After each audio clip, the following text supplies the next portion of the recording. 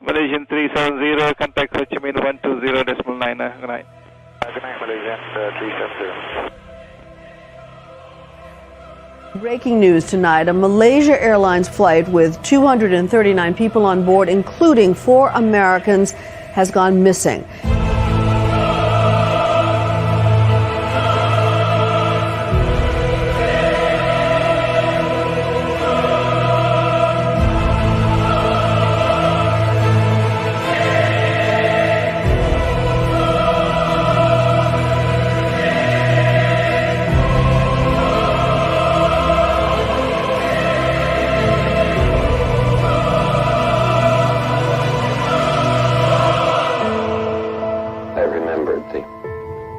From the Hindu scripture, the Bhagavad Gita.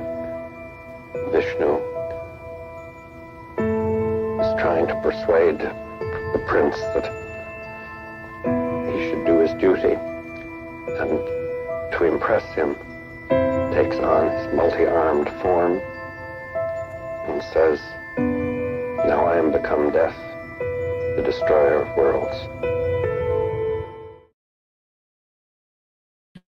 Welcome, everybody, to the stream. It is Malaysian Airlines Monday, chat. I know why you are all here. Welcome to the stream. I'm your host, Ashton Forbes, everybody. Wow, what a day. Holy crap, chat. Just finished the Candace Owens stream or interview. I watched it. It was a few weeks ago. Obviously, I want to go over some of the stuff that came up.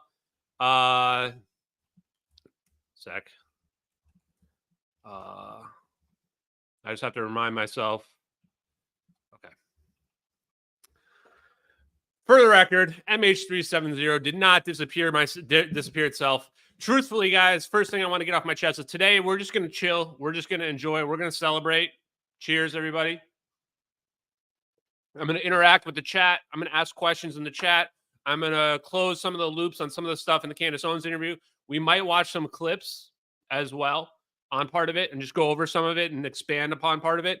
There was a couple times where I saw there were the wrong graphics were showed, but whatever, you know. So that interview happened like 3 or 4 weeks ago, and it just got posted because Candace is on a vacation. So first thing I want to say is that Candace Owens was awesome. When I went on that interview, I thank you very much, Jana Banana. Appreciate you. I did not know what to expect. And yes, somebody asked, was I nervous? You can actually tell in the interview in the beginning, I was a little bit nervous. But as the conversation went on, after like 20 or 30 minutes, it just started getting to the flow. And it just really flowed really well after that. I remember, first of all, I was scared when I first went there because Candace like destroys people. Like she destroyed that Rabbi Shmuley guy. I even told her when I met her, I was actually afraid because like, you destroyed that rabbi guy. Like, you could easily destroy me, I feel like, if you really came at me hard. And she was like, first thing she says, like, no, I totally believe that we're hiding advanced technology. And I was like, well, you're right. We are. 100% we are. And then I knew it was going to be a great conversation. So we ended up talking for like 30 minutes before the interview even went down. I got a picture with her, and then we had the interview, and it went really long, actually. That was like 2.5 hours. So we just talked for a while. And as you guys know, if you've been following this case, I could have talked for another 2.5 hours, no problem. No problem at all. Like, there's so much evidence. We didn't even address all the evidence in that interview. I just tried to hit all the high points and make sure nothing got missed, especially the stuff about Edward C. Lin, the FOIAs, the hacking of the Malaysian government by the Chinese. Like, it's crazy how much stuff there was. And for the record, I just looked at the numbers. It already has over 111,000 views. And that's only like 3 hours, like since it premiered. It just premiered. And you know what's crazy about that? I just now I was going to pull the screenshot for the thumbnail. And I looked at the Sean Ryan Avi Loeb interview. The Sean Ryan Avi Loeb interview from 6 hours ago only has like 80,000 views. I got more views than Avi Loeb. He's a Harvard astrophysicist, and I actually like Avi Loeb. I think he's a smart guy. I don't think he really understands time travel, but that's fine. I don't judge. Already 125,000. Yeah, it feels like it's definitely going over 1 million. I mean, that's just 3 hours. I mean, it literally just premiered. And it's a long interview. Usually for these really long interviews like that, you don't get as much retention for people. So I think it's going to break the Redacted. Redacted has like 1.8 million over the last month alone. So it's going to be wild. And the reason why I'm excited about it, chat, is because this is what we need. We need to apply pressure. Thank you, Big Pooh. I know you've been following for a long time. I'm also going to be shouting out some of our longtime followers who have been with this investigation from the beginning, because truthfully, you guys deserve pretty much just as much credit as I do. Like, this is only possible because of all of you and the people that are watching. And the Candace Owens interview puts this on the map. It gets more and more awkward for the United States government to not issue any statements about this. So you guys probably saw there was a bunch of trolls, whatever. Like, the truth is, you're not going to be able to convince everybody of anything in this world. There's still people that think that, like, the sun revolves around the earth, you know? And even though that was disproven like 1,000 years ago, doesn't matter. That's fine. But what you'll notice is that there's a lot of ill intent from some of these people as well, where, like, they're not trying to solve the case. They're just trying to make the videos go away. That's what they're trying to do. And it's obvious they're trying to make the videos go away. And I knew there were people that are doing that. So my intent was just be as authentic as possible. Live stream everything that I do. You know, be a flawed human being. Show people that I have my own political opinions and opinions about stuff out there, enough for everybody to dislike if they want. Because that goes to show that I'm not doing this for money or anything like that. I was just talking to John Mappin, if you guys know who he is. He's friends with David Icke and Dr. Stephen Greer. He called me afterwards to congratulate. He's just a super nice guy. And, you know, he was telling me, crap, I just lost my train of thought. I already forgot. Yeah, something about not everybody agreeing or what have you. But that, you know, we shouldn't even worry about that. We just have to plant the seeds with the people that are willing to listen. Now, the thing about it is that, and then we reach this critical mass and we force the government to issue a statement about it. That's what my goal has been this entire time. Force the government to issue a statement. And it shows the dishonesty in some of these people that are out there, because they don't want the government to issue a statement about it. You would think if you thought the videos were fake, and you know what? We'll probably show them just after this as well. If you thought the MH370 videos were fake, the number one way to discredit them would be to have the government come out and say, nope, these videos are fake. Those are not our assets. We don't have anything to hide about MH370. Here's all the information we know about the plane. That would be a surefire way. There's no litigating in social media with mentally ill debunkers that make up all these stupid stories in their head, either about me or about whatever else. I'm just a normal guy that come on the scene with respect to this. And that's what John actually was saying, was that, you know, it must be crazy for you to, you know, a year ago, you know, just being a normal 9-to-5 guy. I still have my 9-to-5 job, chat. Oh, he asked me if I was making money off of this. He said, hey, are you able to make any money off of this? And I told him the truth. No, I make almost nothing off of this. I make less than a full-time McDonald's worker would make off of this, much less. And I invested $10,000 of that into the clips that you guys have been seeing me post across my social media. 10,000. It's not cheap. They make me 12 clips a month, so I have 48, and you've only seen like 5 or 6. So there's like another 40 to go. In fact, that reminds me, I need to email them right after the stream and tell them, give them the link to the Candace Owens interview, say, start making clips, because there's a lot of clips in there.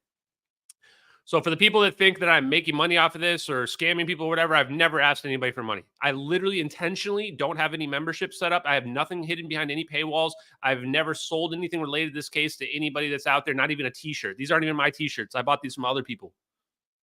Nothing at all.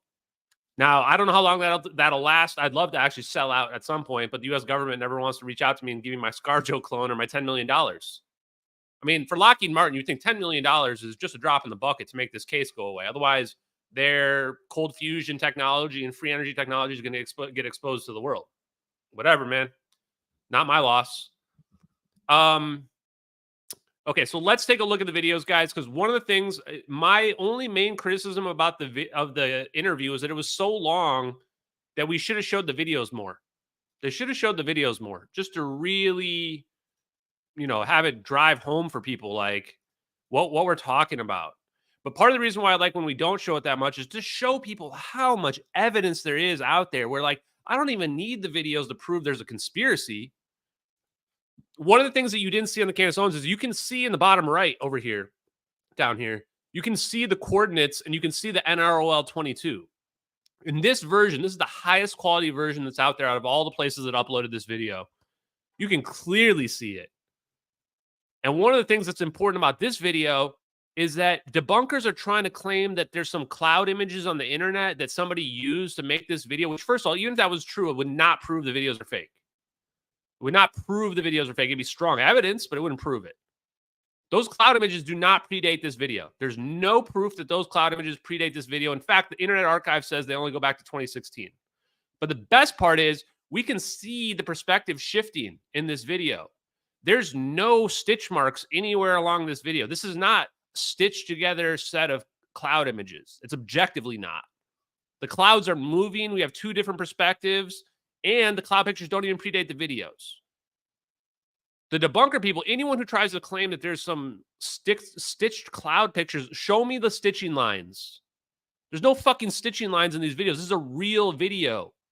So for you mentally ill retards out there that think that this is fake, you need to start addressing the reality. The facts are the cloud pictures out there do not predate the videos. That's a fact. Again, objective fact. Raw file doesn't mean a goddamn thing. People throw this idea about it's a raw file. What the fuck are you talking about, raw file? Like, what do you think your argument is? Are you saying that your argument is raw file means that it's not possible to be faked? Like, what do you think? What are you trying to even argue? What they're really trying to claim is that the raw file is a higher quality picture, meaning it couldn't come from this video. Well, of course not. It comes from the fucking satellite imagery, which is like bajillion megapixels. It ain't that hard. The intel agencies just took the raw satellite imagery, they ran it through AI, and they had it spit out some pictures, and then they put them on the internet in 2016. If that's too hard for you to fathom, I suggest you look up Stuxnet. They were able to put a virus on an air-gapped computer and completely destroy Iran's nuclear program. We can literally remote control explode lithium-ion batteries. And you're sitting here out here going, no, you can't plant cloud pictures on the internet after the videos were emerged. Right? So for the people that are like, oh, these videos must be fake because I saw some stupid shit on Reddit, let me be 100% clear. Those people are scammers, liars. They're mentally ill. They're disturbed. They're desperately trying to cling on to the last bit of their worldview, which is collapsed all around them. These are the type of people, too, that they try to make fun of you for being a conspiracy theorist because they think that the government never does anything wrong. So for these people, literally, they are going to have a mental breakdown when it turns out that they've been lied to their whole lives.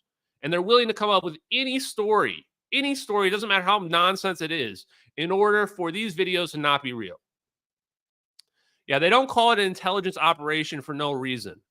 Now, look at this zap. This zap that you're seeing right here is illuminating the clouds in 3 dimensions. Not 2 dimensions, 3 dimensions. Again, this is absolute, undeniable, hard proof. This is not a 2D cloud picture. The debunkers can never address any of these facts. For debunkers, it's all about finding one thing and then just clinging on to it desperately. Raw files, raw files, raw files. And you go, well, I've got 3-dimensional accurate lighting, two videos from 2 different perspectives. The clouds are wiggling and evolving naturally in here.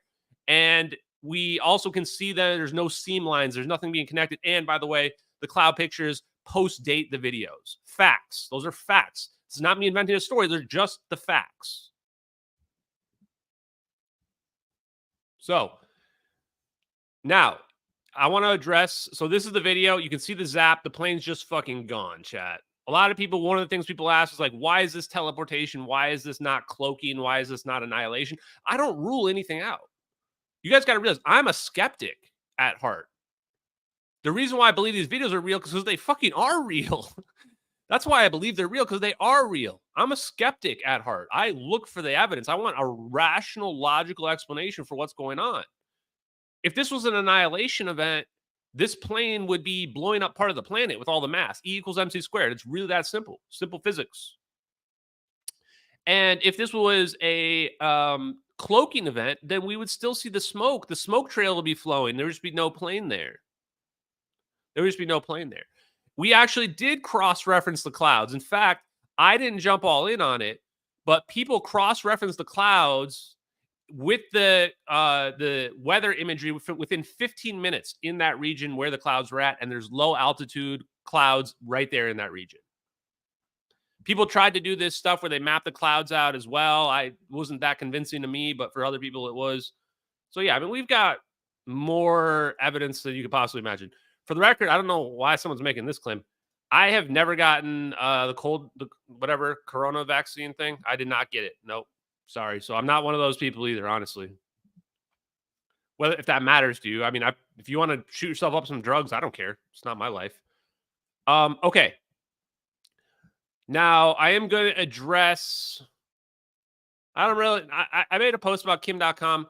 Kim.com, guys, is a literal fucking rat for the government. Do you realize that? Like, I mean this literally and objectively as a statement of fact. I dare Kim.com to send his lawyers after me. Literally dare it. Because I will take every fucking penny he has. He will lose, and I will take every penny he has. He's been maliciously lying about me on social media. I've got him on the record maliciously lying. I've got the video of him with the photographer offering the photographer money to invest in his video game company. I can make a plausible connection between him and the photographer, who also knew the Corridor crew and is also a photo manipulation expert. I can destroy all their lives easily, just with the facts alone. Kim.com is facing 181 years in prison, and he is about to be extradited to the United States and spend the rest of his life in prison. He will never see the fresh air ever again for the rest of his life. They also have all of his money as well. They literally, how do I know that? He fucking told me. He offered me money. He said, I'll pay you like well over $100,000 a year to be on my legal defense and do research to help do defense research for my company, for my trial or case. But you have to let these videos go. That was the stipulation, because you don't have any credibility unless you let the videos go. He literally pressured me on the phone hard to try to make the videos go away. Kim.com is a fucking rat. He's a career criminal, not just with the mega upload stuff. He's been a career criminal his whole life. He's never had a real job his whole life. He sold fake credit cards to people. All you have to do is just Google it. You can find it. And he ratted out to the authorities as well to get a lower sentence. The guy is a fucking scumbag. And truthfully, I can't wait for him to go to prison and die in prison where he belongs, so he's not on this earth anymore. And, you know, he can't do any more shitty stuff to people and hurt any more people. He's just a fraud in every sense of the word. Every possible sense. Now, speaking of that, we're going to play this video now for you guys. And I'm going to dance. Because I warned Kim.com, if he ever brought his fat, disgusting, fuckface ass into this case ever again, I was going to play this video on every single live stream, and that's exactly what I'm going to do.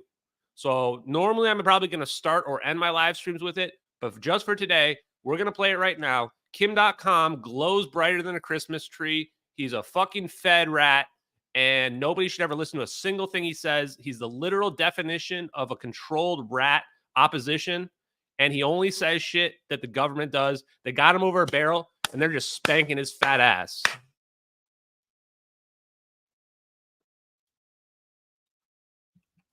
And I don't trust anybody else that affiliates with Kim.com either. If that's Elon Musk or any of these other people, anyone affiliated with Kim.com, they are suspect. You should not listen to anything they have to say. So here we go. This is a video that was made. I think that Pepper Zolan made this video. He makes the best videos of Kim.com glowing. This is the literal video from the raid on Kim.com's house where the feds raided this guy. DIMC pockets and Holly from the USA. The government came and took it all away. If he's a good boy, he gets his allowance. Kim.com has that glowy clairvoyance.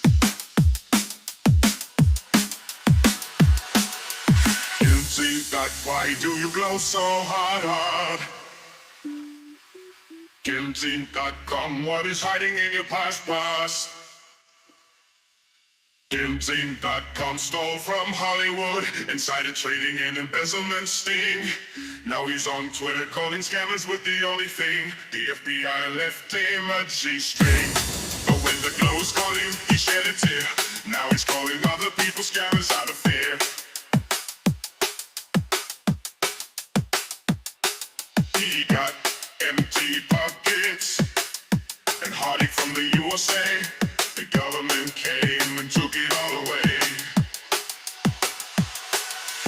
Empty.why do you blow so hard?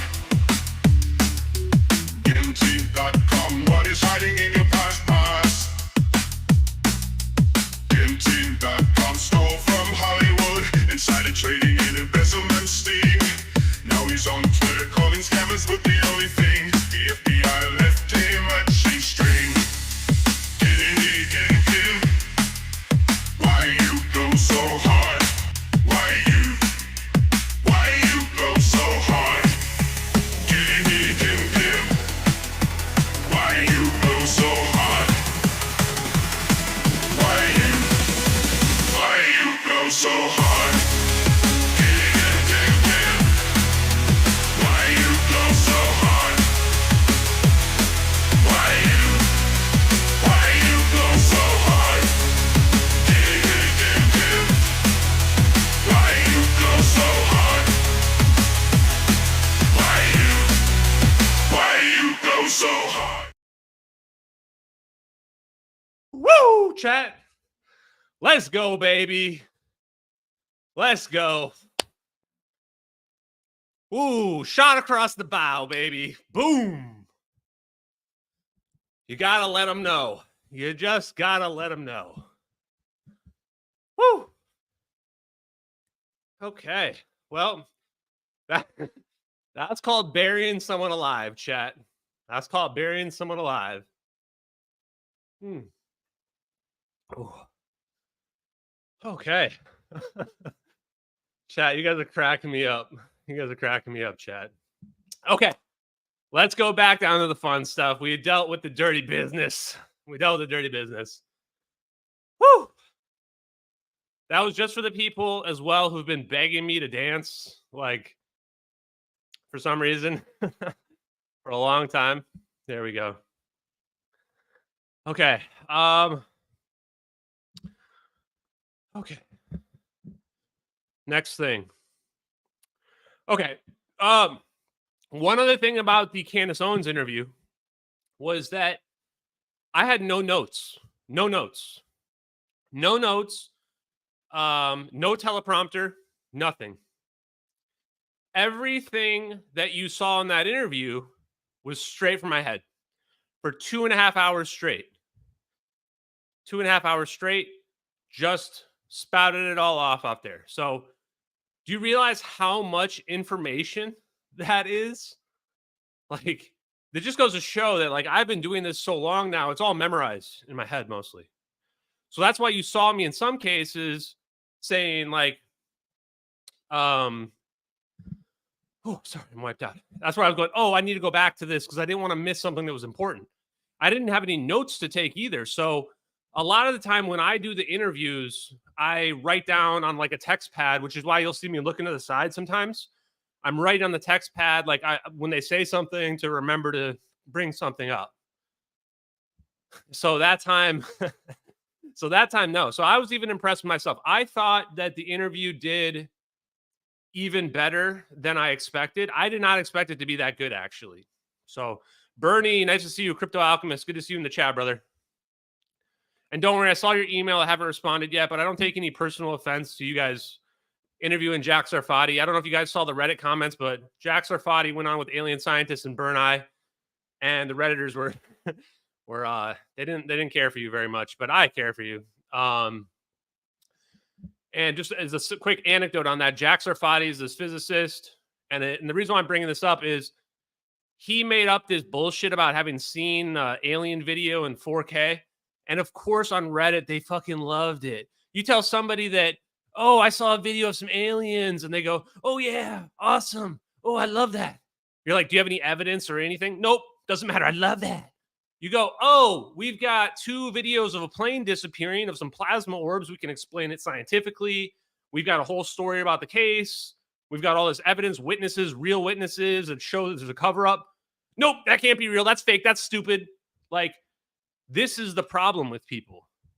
Jack Sarfati is literally controlled by Ron Pandolfi, who's one of the most disgusting, legendary CIA spooks, a literal monster. And people believe the bullshit that Jack Sarfati gets fed by Ron Pandolfi. And they go, oh, yes, get him on a podcast so he can talk about the alien video. Jack Sarfati has never been read into shit. Jack Sarfati has never been on any classified programs ever because he's a douchebag and he doesn't know shit about physics. This is why he overcompensates and rages at people about, you don't have a PhD, so you can't know. The one thing I want to let you guys understand is that the defense contractors, the ones that have this technology, that give it to the U.S. government, they don't hire people like Jack Sarfati. In fact, they generally don't hire physicists in general because the physicists just believe whatever they've been told from the textbooks, as opposed to the engineers who see the magic in front of them. And they go, okay, how can I explain the actual effects that I'm seeing with my eyes? If you go look at the defense contractors, the Lockheed Martins, et cetera, you're going to find that most of them are hiring almost exclusively engineers. They are hiring electrical engineers, and they are not generally hiring physicists for this reason. And I've talked to people, like I know for a fact, Jack Sarfati has never worked on any of these programs, never worked on any of these black programs. He doesn't know shit about how UFOs work. He's just literally makes it up on his head. And he steals other people's work, like Salvatore Pais' work, and plays it off as his own. And then he badmouths Salvatore Pais publicly. And the people like Salvatore Pais, this pisses them off. I know because he's told me. Me, I tell him, dude, just don't even let it bother you. I'm like, when the trolls come at me, that doesn't faze me. I don't give a shit what some idiots think, right? So I want you guys to understand that too, just as like an add-on for if you're new from the Candace Owens interview. Realize I've been talking to the engineers. It did not take me long to find the engineers. In fact, a lot of them came to me because you know what they need more than anything? They need someone like me who's authentic that will just tell people like, here's the science, here's the engineering. And I went through my own effort to learn the science strong enough so that I could go on an interview like Candace Owens and explain it. And I know that when I was discussing some of the science with Candace Owens, a lot of people were like, this is going over my head. I tried to dumb it down as much as I could dumb it down for people. But even so, it's going to go over your head. So what I want to say is I wasn't trying to do that. I wasn't trying to go explain the science for like the common people. Actually, the reason why I was going into the science is for when the physicists and engineers watch that who are skeptical. Because they will understand it and they know who I'm referencing and what I'm referencing. That way, it was basically like me like throwing down the gauntlet. I'm throwing the challenge flag. I'm saying, go ahead, try to prove me wrong. That's what I was trying to do. I'm trying to bait them because I dare them, dare Neil deGrasse Tyson, dare Lawrence Krauss, dare Bill Nye the Science Guy to try to debunk me, try to prove me wrong. Even Professor Keating, who I like, I dare you, bro. Dare you. Because I already know what the truth is. I've already seen the answers, and I've got all the scientific papers, and I know some of the engineers personally. So part of the people they're trying to say, oh, the science can't be real. We can't have warp drive or wormhole tech. Sorry, bros. We do. We do have it. That's the crazy part, chat. And blank, and for anybody who hasn't watched it, go ahead, check it out. I put the link to the interview in my description of this live stream. So go check that out. It's like 2.5 hours, but it's really good. Now, in the beginning, it's a little bit slow, but that's intentional. When I talk about, yeah, I'm hyped, guys. I'm hyped from the interview. So I'm keeping the energy level high for you guys because it's entertaining for you guys as well. Trust me, I after this, I'm going to go pass out on the couch, maybe watch something on TV. But for now, energy levels are intentionally high. And I'm not on any drugs or cocaine like Jack Sarfati. I just bring myself up. I'm excited to talk to you guys. So yeah, I've challenged the physicists and the scientists that are out there because I saw what they did to Terrence Howard when he brought up the ether. And so I intentionally brought up the ether. I dare them. Come out. You guys saw the video. I showed the Martin Gruznik video. That was great when they played that, by the way.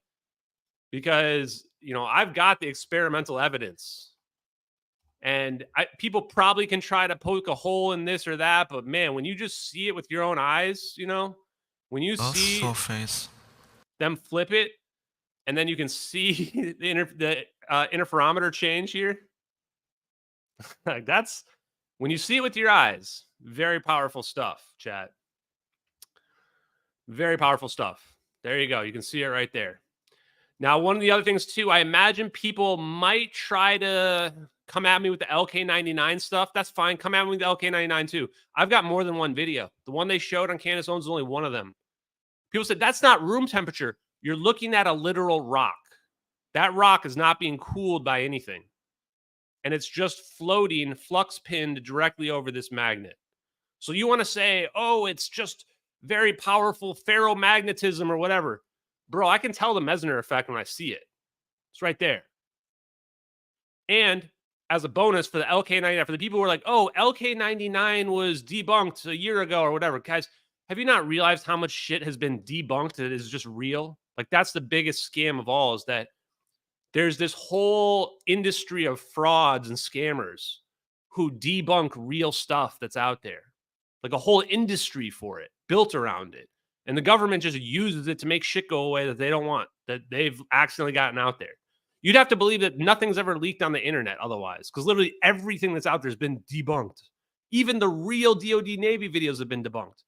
So if people try to claim the LK99 thing is fake, well, I'm just going to pull up the American Physical Society from, was it March? Yeah, March of 2024. They had multiple recreations using slightly different variations of the material. So I think they doped it with copper, and they had the same effects. You can actually see it levitating, not as well as that video, but in other ones as well. Part of the reasons why you don't see the superconductivity thing as well is that the people that made that from like Korea and China, they've got access to like some very good equipment. They're probably government sponsored as well, as opposed to like, no offense to alien scientists or whatever. I remember watching his recreation. You've got an engineering lab, dude, but it's not even close to on par with like the private contractors' engineering labs and the defense and like other foreign countries' defense labs. So it's going to be much, much more difficult for somebody in their garage or whatever to try to recreate some of this stuff. Yeah, Jeremy's definitely jealous. It's obvious, right? And I don't blame him, man. Like, you've spent 20 years looking into this stuff, dug into 9/11, been digging into the science and technology, and you haven't got the attention you feel like you deserve. And then this guy comes along and he's getting all this attention. He's going on Candace Owens. I get it, bro. I get it. What I don't appreciate is when these people come and say, Ashton doesn't know physics or whatever. It's like, bro, like, you can't have it both ways, okay? Like, you want to believe that there's these massive conspiracies and that the government committed a massive conspiracy about 9/11 or whatever. But then you want to say, well, but only people that have credentials and PhDs are really experts on things and blah, blah, blah. Like, these two things are incompatible, man. So if you're going to do that, just don't come at me with, I'm a physicist and I've been a physicist for 20 years. Because, man, I got no problem tearing down people that pretend to be physicists that think that just because they're book learned that they know everything there is. And what I'll say, I had a personal call with Jeremy and some of the other guys with Dave Rossi, and we tried to explain to them all the science and all the physics that I've been explaining to you, that I explained to Candace Owens today, and it just flew right over their heads. One of the dudes was just straight up CNN brain. I just don't get it. I just don't get it, right? Like, at the end of the day, I can't do much more than just be like, yo, bro, the Dirac Sea is correct. We can produce negative energy. Like, what more do you want me to say? And if your response is going to be, well, I have to see it, I can't help you, man. I can't help you. I don't owe you anything. I don't owe you any proof on that front. If you understand the science yourself, then you'll know, of course, it's real. You'll know, of course, the videos are real. You'll know, of course, we can make magnetic motors that can pull energy out of the ether. Of course we can. Okay, so let's see. Next thing I want to talk about, let's see. Okay, some of the evidence that was not talked about on the Candace Owens stuff.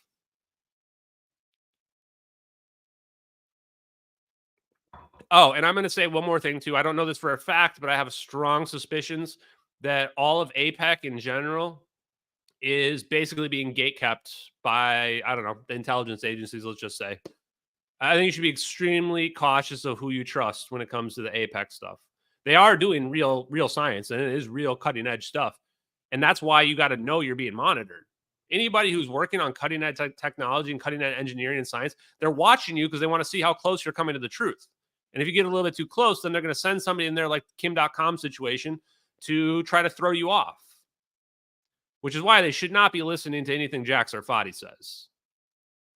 Jack Sarfati's whole deal is he's going to come in there and tell you, you're stupid, you're dumb for believing that this is real. This is completely stupid and nonsense. And I shared a woman with Richard Feynman or whatever other bullshit is, stupid stories he tells, right? He's just appealing to authority and he's not addressing any of the claims or anything like that. So be very, very careful about that, guys, that are out there. I do think that, like, because, you know, they had Charles Bueller on APEC. I'm sure he's legit. I'm sure he's probably struggling with funding because this is how they control you guys, is that Charles Bueller finds this Byfield-Brown effect, this electrostatic effect, which will 100% prove the ether is real, 0-point energy is the answer. It'll prove all of that. So what do? They make sure he doesn't get any money. If you don't give Charles Bueller the funding, what's he going to do? He's got to go back to a regular job. He's got to give up on it. It's so much easier to hide the science and the engineering than normal people think. And you don't realize it until you get behind the scenes. You start talking to some of these guys and seeing how it really operates. And you're like, shit, it's just like the movies. It's just like the movies.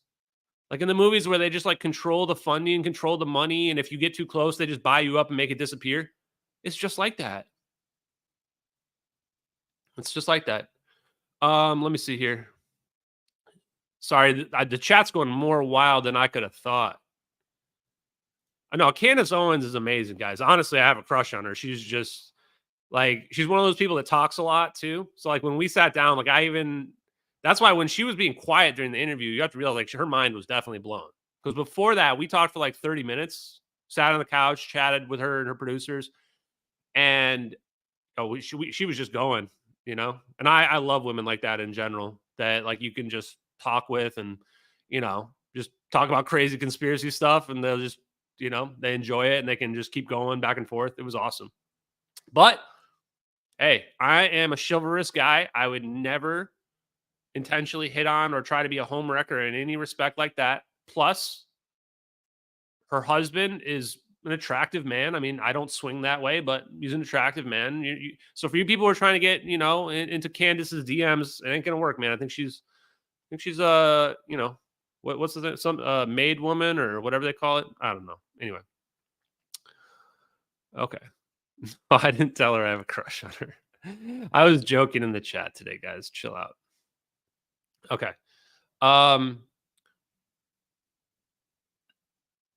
Now, the other thing, too, is that one of the big things was the letter to Ashton Forbes. How do you get this information out? You have to realize that when you realize the suppression and how insane the suppression really is, and how much they have control over social media specifically, you have to be very careful. And this is where I think being authentic is super important, but you also have to keep talking about it. You have to keep explaining it to people so that they can understand for themselves. And that's what's been going on. Like, we're waking people up. A kept woman, that's what it was. Thank you very much, my channel. Appreciate you. A kept woman for a made man. There you go. And so that's what I plan to do. And it's not, the videos are never going away. So we've now got them into a situation where it's in the zeitgeist for people. The Candace Owens thing absolutely helps. Oh, this is a great question I've never actually really addressed. So people wonder about the fire event. I think the biggest hole in the story is why the fire if we're just going to teleport the plane. The only reason I can come up with is they had to get the plane away from the South China Sea.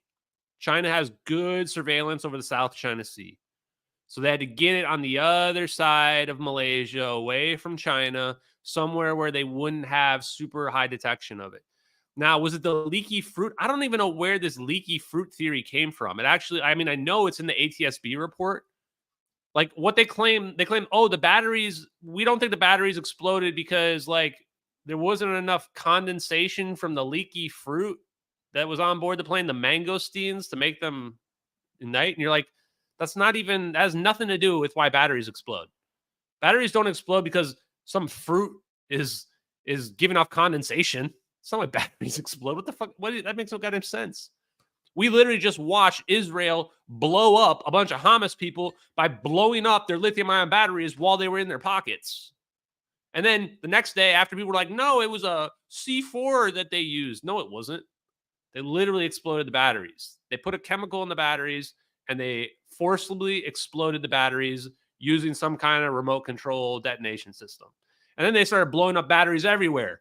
Cell phone batteries, scooter batteries, the next day everywhere. So we can remote detonate batteries. So when you realize, oh, this is an operation, you go, oh, okay, well, we just remote detonated the batteries, and we knew the batteries wouldn't. You like detonate one battery, and then you just cause this chain reaction where they're just all on fire. And that way, the plane's not going to burn up instantly. It's not going to explode. You're like, oh, the plane is going to, you can predict what the plane's going to do at that point. Yep. Another thing, too, is the Invention Secrecy Act. Like, man, you have to be a student of history to really understand the suppression, because they have three things that are really important. The Invention Secrecy Act of 1951. So if you produce an over unity or a free energy device, they're just going to steal it. And they don't even let you patent it if you claim that it's a perpetual motion machine, which is what an over unity device is by definition. So what a lot of the engineers do is they just don't call it over unity. They don't call it perpetual motion. They just call it like a motor, a magnetic motor, electric motor. Like the engineers are smart enough to know, like, okay, I got to play around the patent office and the idiots that are out there. And then the other one is the Atomic Secrecy Act of like 1948 and 1954. I don't know why there's two dates, but the Atomic Secrecy Act basically says if anything is related to nuclear weapons or energy, it's born secret. They don't even have to classify it. It's just automatically secret by default. This is how they classified the physics of zero-point energy. Why? Because zero-point energy then is connected to nuclear bombs and atomic bombs and what have you. This is the secret. This is the big secret the DOE is hiding. The Department of Energy is hiding zero-point energy. I use this analogy a lot, but it's like two sides of the coin. And the only reason why they revealed nuclear bombs is because we dropped one of them on Hiroshima and Nagasaki. They never would have revealed E equals MC squared. And then the other side of it is zero-point energy. We don't even need mass to be able to produce a nuclear explosion or some type of devastating weapon. We can just pull the energy from all around us and cause an explosion at a distance or an endothermic event at a distance, like we saw with the MH370 videos. So that's how they've been hiding all the zero-point energy stuff. The DOE 100% knows, and they decided, just like in this clip of, I'm going to play this clip. Just like in this clip of chain reaction, this is like just the real world. This is how the real world works. I'm going to zoom it ahead. But a decision had to be made. Oh, it's too quiet. Okay, well, never mind. So I don't know why this is so quiet. So basically, Morgan Freeman's character says he basically kills scientists and silences them and says that I'm doing the dirty work because the economy, the world can't take all this information at once. It will collapse the economy. It will cause wars. We'll destroy ourselves. So instead, what they decided is that they're going to slowly leak this technology to the public at a rate that we can absorb it. They're quite literally, doing a slow drip disclosure of technology and all this stuff to us. And the MH370 videos came in, and they blew up that whole plan. Anyone who realized the MH370 videos are real, goodbye, slow drip disclosure. Now we can see exactly what you're doing. We get to see behind the veil, like in The Wizard of Oz, and we can see that there's not this giant man there. We see the guy hiding behind the curtain, pulling the levers. We saw it. We caught him red-handed. And the reason why I'm so sure is because I found all the science. I found the engineers. And this goes to my next thing. One of the big things that I discovered since the release of the interview, or since the filming of the interview, one of the big things that I found was Salvatore Paez. Salvatore Paez, I identified as the guy who made the orbs. This happened like the next week, guys. So like right after I recorded that, I even sent it.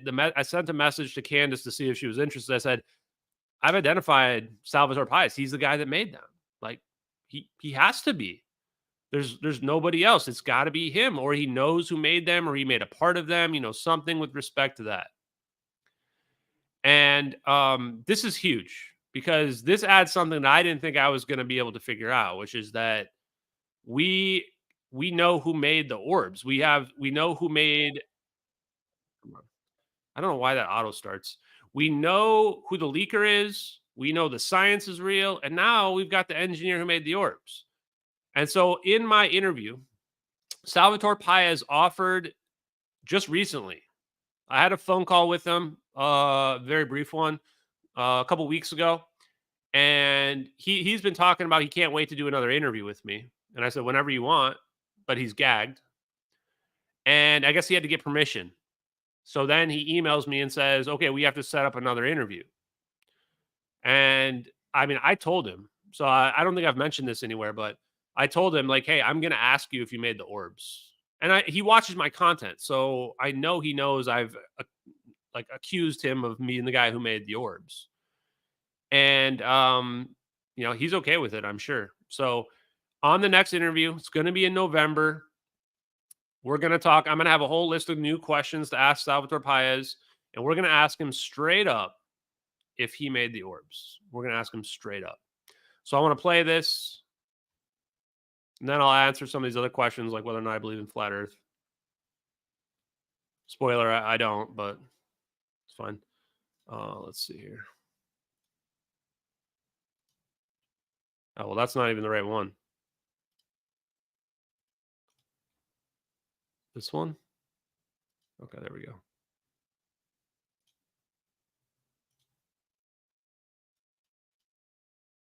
About my buddy Salvatore Paez. He has these 5 patents that have been referred to as UFO patents here.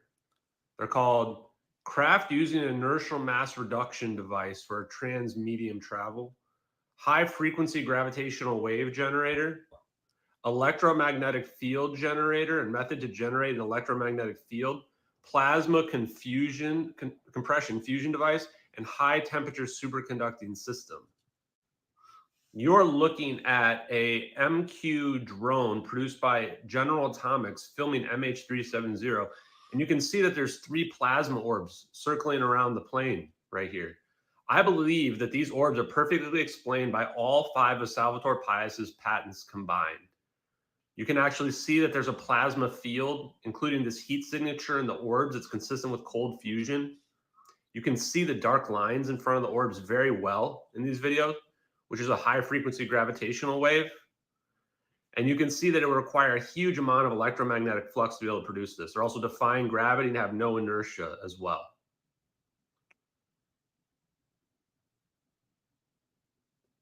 I just let it play right there. I've listed out here Salvatore Paez's patents. The first one is a piezoelectric induced high temperature superconductor. This is something that naturally occurs in plasmas based on Ken Shoulders EVO science going all the way back to 2000, if not earlier. The second one is an electromagnetic field generator that produces high amounts of electromagnetic flux, which is what we need in order to be able to stir up the 0-point energy that's all around us. The third one here, very interesting, which is plasma compression fusion device. Now, this is very similar. It even mentions here that it's similar to the ITER project, which is attempting to use a tokamak to produce cold fusion. And if you read Ken Shoulders' EVO work, you find out that actually we don't even need a confined system to be able to pull this off. We can just use magnetic fields. And then these plasmas, these EVOs, automatically begin to self-organize into a spherical shape, just like we see in the videos. Now, you can also see here that we've got this craft using an inertial mass reduction device.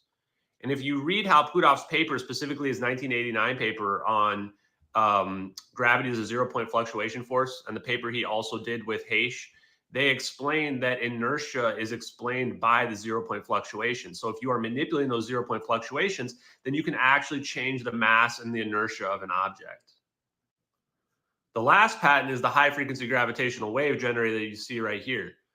Now, interestingly, low frequency gravitational waves were detected by LIGO only publicly in 2015, but Robert M.L. Baker has over a dozen papers on high frequency gravitational waves, and he won the Lifetime Achievement Award for it in 2011, 4 years before the public declaration of it. He also worked at Lockheed Martin, by the way. So I'm just going to go ahead and say it. Salvatore Paez made the orbs in MH370 video, or he knows who did. It's no coincidence that this guy has 5 different patents that all accumulate up into some orbs that can disappear a plane out of space-time. As he said, break the Schwinger limit, which was where you achieve electromagnetic flux so high that it causes space-time to become nonlinear. I can't wait. Oops. Okay, well, yeah, so at the end, I cut it off too soon. But basically, I said I was going to ask him about it. So, guys, he's got 5 patents. He's worked on advanced aerospace projects for the Navy. The 5 patents he's got the superconductivity, he's got the plasma, confined plasma, he's got the inertial mass reduction, gravitational wave, and the EEMF, high energy electromagnetic field generator. These are literally all of the things that we need to produce warp drive, wormhole, plasma orbs, everything. Like, it's crazy. Thank you, Jamal. Appreciate you, brother. Appreciate all the people that just came from Candace Owens that finished it. Thank you very much for the support. Spread the video, spread the word. Don't break people's brains. Like, a lot of people as well, when you bring this stuff up with them, they've been conditioned so much their whole lives that it'll literally break their minds. And you saw some of it in the chat where people are like, oh, I'm done with this. I can't do this. Yeah, because for some people, like, it's just too much facts and there's just no rationalizing it. And so they go into like this fight or flight response where they just have to look away because otherwise, like, their whole worldview just shatters. I don't mean that to disparage people. That's just the truth. That's just what goes down. I forgot to thank Turbo Rocket Shark. Thank you very much for that donation. I appreciate you, man. There was quite a few Yahtzee moments during that interview. I'll leave this up for another second, which was awesome. So, yeah, I thought the interview as well, that I thought it wasn't going to be as good as it was. I was actually a little bit worried. I just thought it was, I don't know. I was worried that I didn't get to talk as much about stuff that I wanted to. But it turned out when I watched it, it alleviated all my fears. It was better than I expected. I think it's probably the best interview I've done so far. And it was long form as well. You guys are not going to want to miss the Hodge twins. You are not going to want to miss the Hodge twins.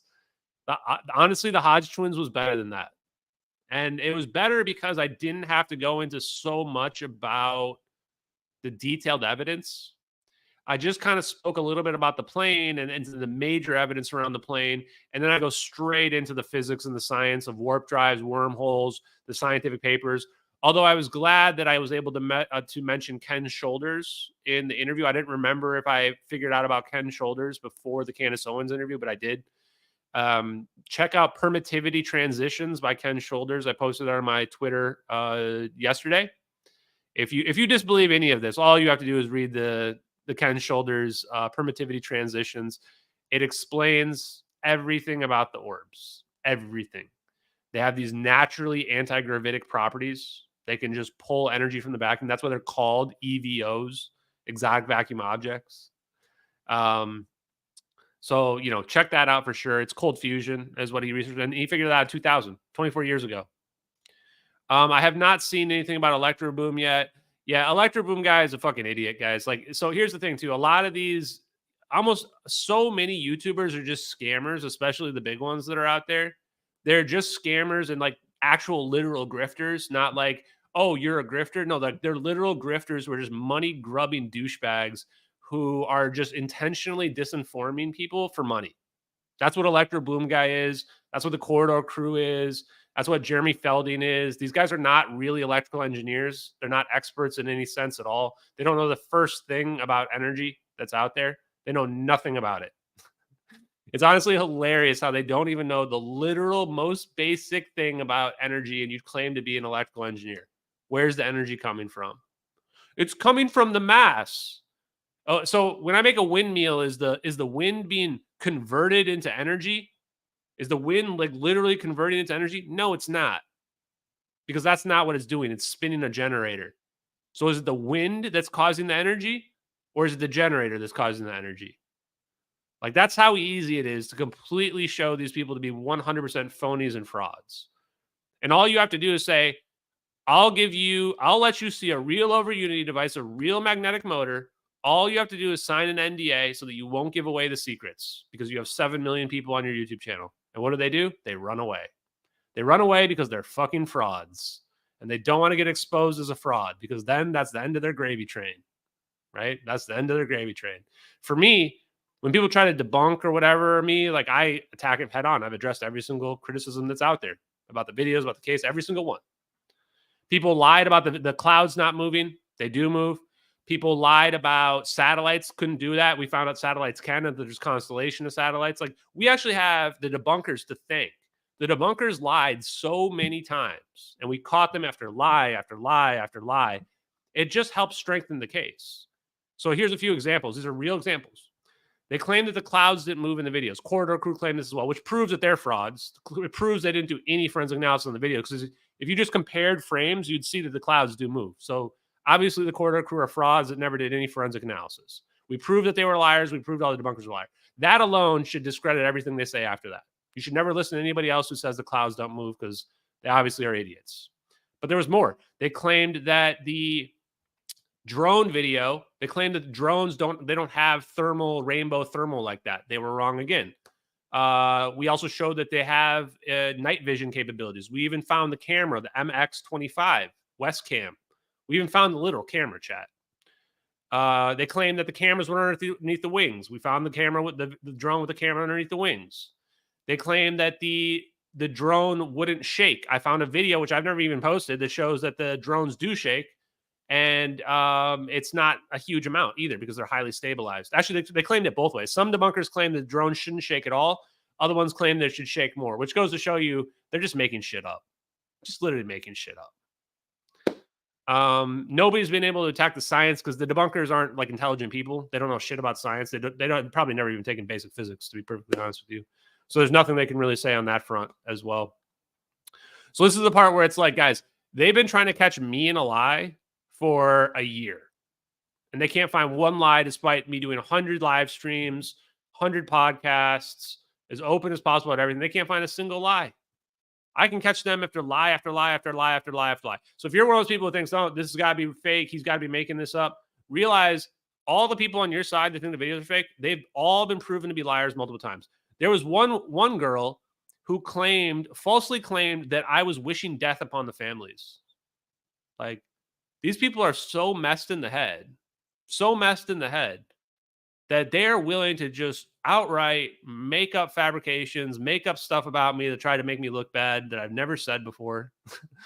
It's nuts, chat. Completely nuts. Okay. Whew. Wish we could make Kamala go away, chat. Honestly, like, you know what? I'm just going to throw it out there. Kamala Harris is a fucking idiot. Like, she's an actual idiot. Like with George Bush. Like, George Bush was the last, like, complete idiot that we had as a president. Kamala Harris is just as stupid as he is. And I didn't vote for George Bush because he's a fucking idiot. Like, people say, like, why are you going to vote for Donald Trump, Ashton? You're a science guy. You should be impartial. You should not vote for Donald Trump. He's the worst, whatever. Bro, I would much rather have an evil person who's intelligent be in charge of our country than a complete fucking idiot every single time. Because they don't really run the country, man. They don't really run the country. You know, they are just the figureheads that are out there. I'll have to watch that. So anyway, just to close that thought off, that's the reason. I'm not even a big Donald Trump supporter. I don't agree with the stuff he says. I think he's kind of funny, and that's about it. So hope you don't get offended, but I am going to endorse Donald Trump because I am tired of this legacy of intel spooks controlling our country, which goes from Obama to Biden and now to Kamala Harris. That just needs to go away. They should have ran Robert F. Kennedy. If the Democrats were not scumbags, they would have ran Robert F. Kennedy Jr. as their candidate. He was literally the nephew of the greatest Democrat president of all time who was assassinated in office, John F. K. Literally a nephew of him. You know, like, and instead, what do? They ran a disinformation campaign against the guy to discredit him. All he wanted to do was bring healthiness to the country. So the moment I saw that, I knew I'm out. I'm out on Democrats for this year. And technically, if people want to, know my political positions, I am an independent libertarian. I'm going to just vote for whoever I want to vote for. That's how I'm going to roll. I did a thing about Ken Wheeler, and people started attacking me. So one other thing, too, I made another post, another video.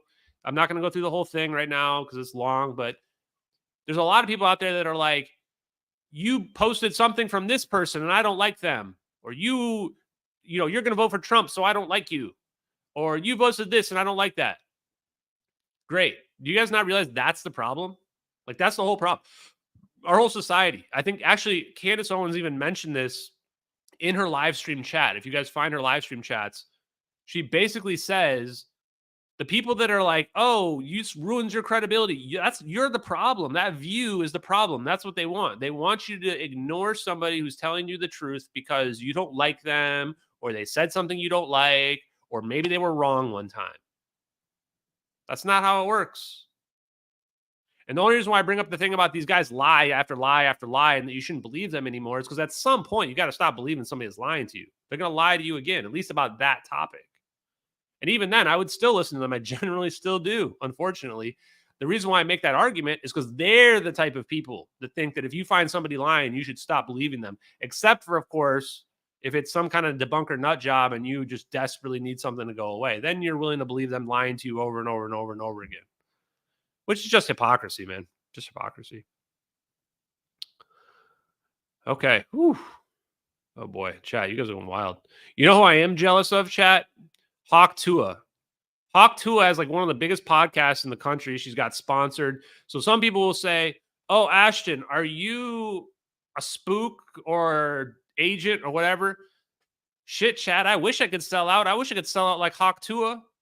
If you saw me, Ashton Forbes, on all the mainstream media TV shows, if you saw me on MSNBC and The View, if you saw me having one of the top 10 podcasts in the country, if you saw me getting sponsorship, I have no sponsorships by anybody. Nobody's even reached out for a sponsorship. If I had all that stuff, I'd be like, yeah, okay, I would even admit, yeah, I'm probably a spook. I'm probably a disinformation agent, right? The fact that you don't see any of that should be a big indicator that I'm not. I'm not a Fed plant or whatever. I guarantee you the Feds don't want the information out that I'm pushing out there. They do not want this out. So, gotta spit on that thing. Maybe if I make some spit on that thing memes, then maybe they'll let me sell out. You know what? And I had a good thought as well, Chad, is that maybe I should, if and when the mainstream media comes and asks me for an interview, I'm gonna charge them. If like CNN says, hey, will you do a 5-minute piece with me? I'll say, okay, $5,000. I'll talk to CNN if you pay me $5,000. I think that's actually a smart idea. We'll see how much they really want to talk to me. Because it's going to be some kind of hit piece bullshit, right? This thing's already out there in the zeitgeist. I've got so many requests for interviews. It's crazy how many I have, especially after stuff like Candace Owens. Like everybody now wants a piece of you, And I'm going to do some of them. I mostly just pick the ones that I like. I did one also recently that's going to come out.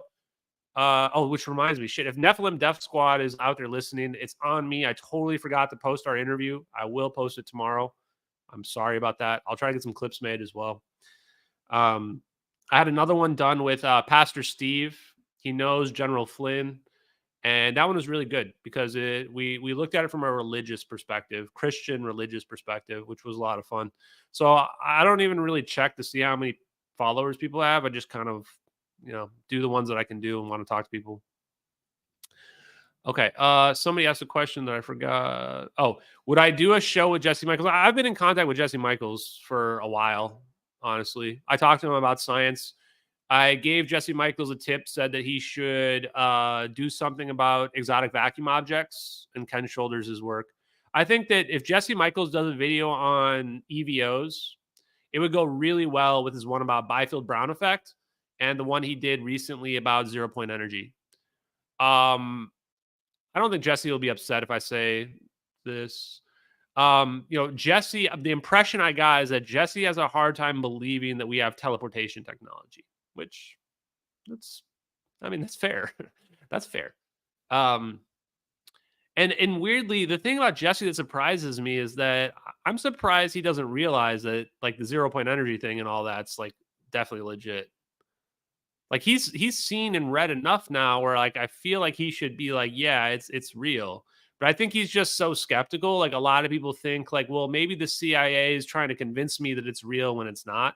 Where they get too far ahead of themselves. Like, no, bro, you figured it out. Like what they're trying to do is get you to not realize that 0-point energy is real.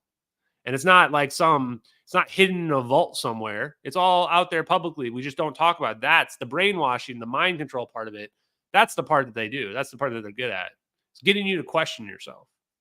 So I think that if Jesse did an EVO episode, 100%, I would definitely promote that for sure. Because Ken Shoulder's work is legit. But what's crazy is that Jesse's been in the room with Hal Puthoff.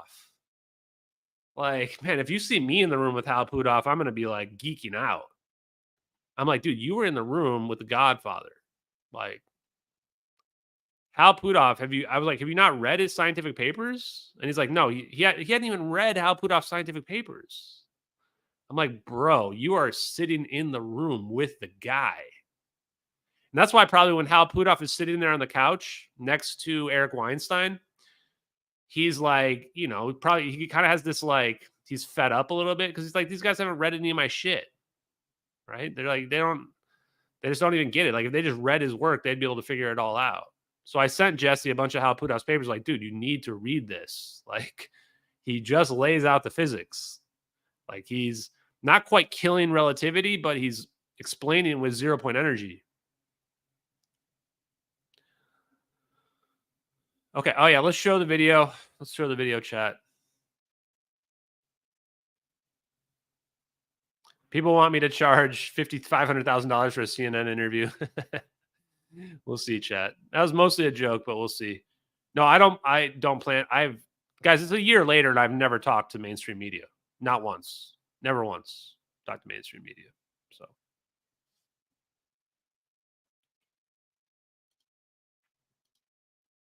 Yep. Ashton will never unalive himself. Very important to bring that up. Okay. And we are going to look at the video here now next because I want to look at the drone video. I'm going to show you guys. Actually, we have one more thing. We're going to get to that. How can we reach you about a sit down? You need to DM me for a sit down, and I have to follow you in order to be able to pull that off. So I tell you what, if you find the live stream on X right now, if you're watching that, if you post a reply in the comments after this, I will go through and see, and I will follow you, and then you can DM me and we can talk about it. Just keep in mind, I've got quite a few requests. I would probably prioritize in-person ones, but we'll see. Okay, let's see.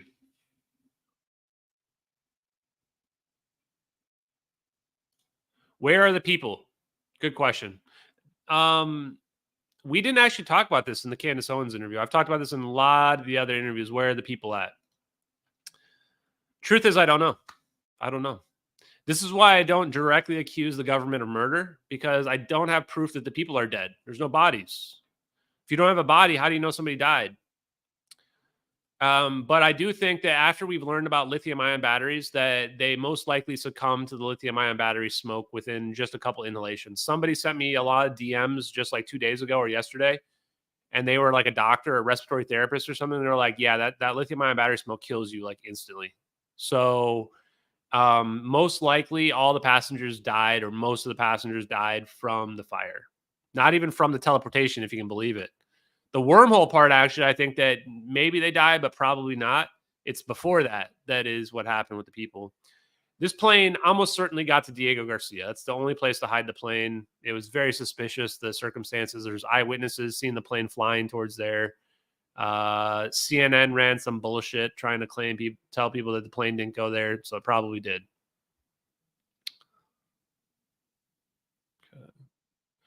Are EVOs perceived as sentient? Yeah, this is the part too where you're going to find a lot of crossover between the work that I've done and what a lot of these UFO people are claiming, even some of the stuff that Jack says. Jack Sarfati may be a total piece of shit, but it doesn't mean that everything he's saying is false.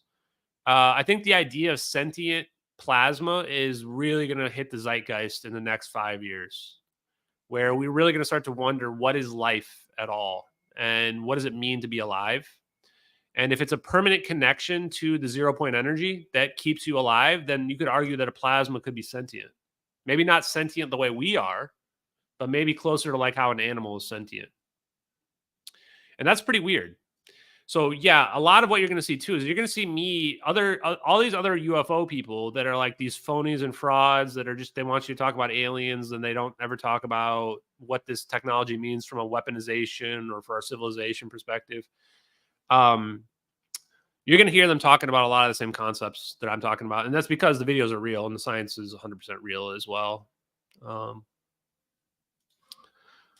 Okay, and then one more thing. Okay, so let's dig through some things and I'll go through some questions. Is when people see UFOs, if you believe in flying saucers, which I don't even know if I believe in, I've never seen one. But if there's a flying saucer hovering around here, if I take my phone, I got my flying saucer.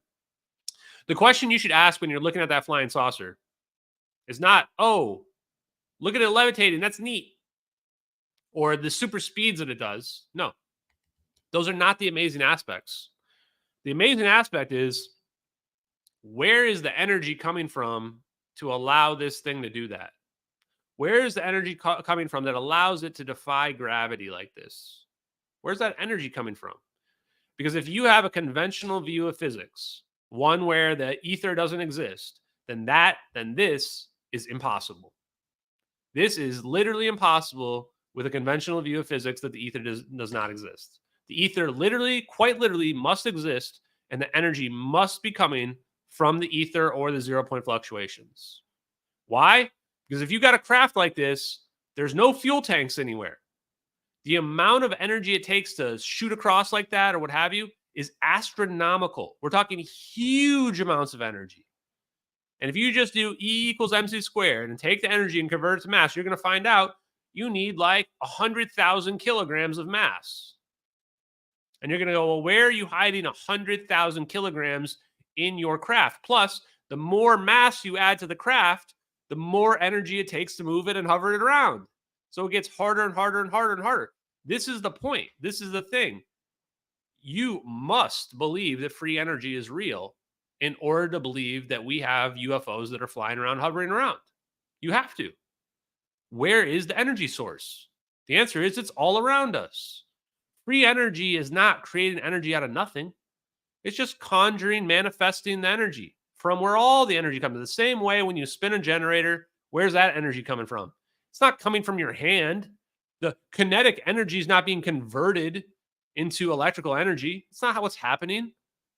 You have a copper coil spinning through a magnetic field. This conjures energy. It creates an asymmetry.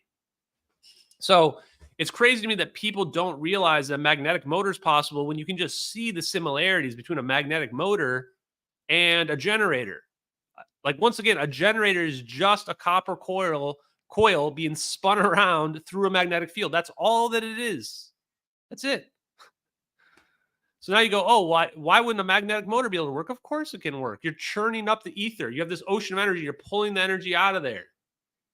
Just like a water mill. Okay. Whew. Yeah, this is a good one here. Actually, I think it's del cross B equals A, but close enough. So what this means, I was asking Dave to help me clarify, is the gradient of space-time times the magnetic vector potential times the magnetic field equals the magnetic vector potential. So it's actually del cross B equals A. Maxwell's reduced equations claim that del cross B equals 0. This is probably the one and only equation that needs to be fixed. That's probably it. And then we're going to have gravity manipulation. That's how crazy is that? One equation, just one equation in all of physics. Change that equation, everything comes together. Poof. Okay. Okay, the other big piece of evidence is 1825. This did not make it on the Candace Owens interview, but the satellite system, the computer, magically turned on at 1825. So I'm just going to show you how absurd this is real quick by showing you the flight path of the plane. I was hoping they would post this flight path video, but they did not. That's not on me, whatever. So up here on the top right, where the plane's at right now, this is where the plane goes dark. This is when the batteries start on fire. Now they've tracked the plane. This is where they claim that they were tracking this on military radar after this. And then the plane comes around and turns around here. Okay, turn around, plane. There it goes. Okay, I'm just going to speed it along. It goes to Penang. This is where it's at, Penang. This is where I said that they must not have been able to land. And you're diverting the plane away from the South China Sea over here, and you're making sure it goes far off to the west, away from China. Now, at 1822 UTC, where you see the plane over here, this is where they claim they lost radar contact, which is bullshit. She didn't show the image in her video, but we have an image that shows all the radars that were still in range. 5 different radars from 3 different countries, all in range. So this is the crazy part. So just when they claim to have lost contact at 1822 UTC, 3 minutes later, the computer system just comes back on, and they go, yep, now we're tracking the plane via satellite just right after this. Bullshit. Bullshit. Are you kidding me? No way. The computer system randomly turned on at this point where now you're going to say that it set this computer system after this says the plane went into the South Indian Ocean. They fabricated the data. They just fabricated the data. They fabricated the data from 1825 down till whatever, till it gets down to the South Indian Ocean. That shit just never happened. This plane never went in the South Indian Ocean. And how can I say that for sure? Because this boat you see over here on the far west side of this map, that's Catherine T. And when she saw the plane, there was no navigation lights. There was no power to the plane. This is why they had to discredit her, because they were trying to claim that the power came back on at 1825 so that the SDU, the satellite system, turned back on. But then Catherine T comes around and goes, no, I saw it within like 15 minutes of that, and there was no power. And they go, oh, shit, make her shut the hell up, because they're trying to build a cover story. The cover story doesn't work if there's a real witness saying, no, I saw the plane, there was no power to the plane. And you're going, yeah, someone just turned the computer system back on. They were like, okay, you can follow me now. Like, this is the part where the suicidal pilot people are so fucking stupid. They're like, oh yeah, this was a master genius, and he somehow knew how to turn off all the APUs, which is literally not even possible for one person to do. Turned off all the power to the system, turned off all the diagnostic stuff that's sending data back. He evaded radar, all this stupid shit that they claim. And then he just turns the computers back on to be tracked later on? How does that make any sense? What are you talking about? So that was something that did not get mentioned on the Candace Owens interview. Diana Pasulka, I like her. I think she's okay, but she's just got a lot of old ways of thinking for sure. Anybody that thinks that nuclear weapons are still like the bad boy around town, you're living in like 75-year-old technology. Like, that's ancient history, man. You might as well be telling me about how you were on your horse and buggy, right? And I'm driving up in my Ferrari, right? It's obsolete technology. And a lot of these people, they're boomers, and they are stuck in this old way of the Cold War and the nuclear crisis and blah, blah, blah, Cuban Missile Crisis, and all that stuff. Oh, I have an update on Stephen Greer. I do know people that know Stephen Greer, and apparently he's afraid to talk to me as well, which is funny because everything. I mean, I'm most closely aligned with him based on all of his engineering interviews are 100% legit. He interviewed all the right guys. And what I told the intermediary to go back to him and say that, like, he was so close. If he had just learned how the science worked with 0 point energy himself, when he did his interviews, he'd be so much more credible. Instead, he just says these guys invented this stuff and there was this box and what have you. And then everybody goes, well, he's just making shit up. But if you can come out and be like, oh, here's the Hal Puthoff paper from 1989. I interviewed this guy in 2001, blah, blah, blah. Then it would be way harder to discredit him. Way harder.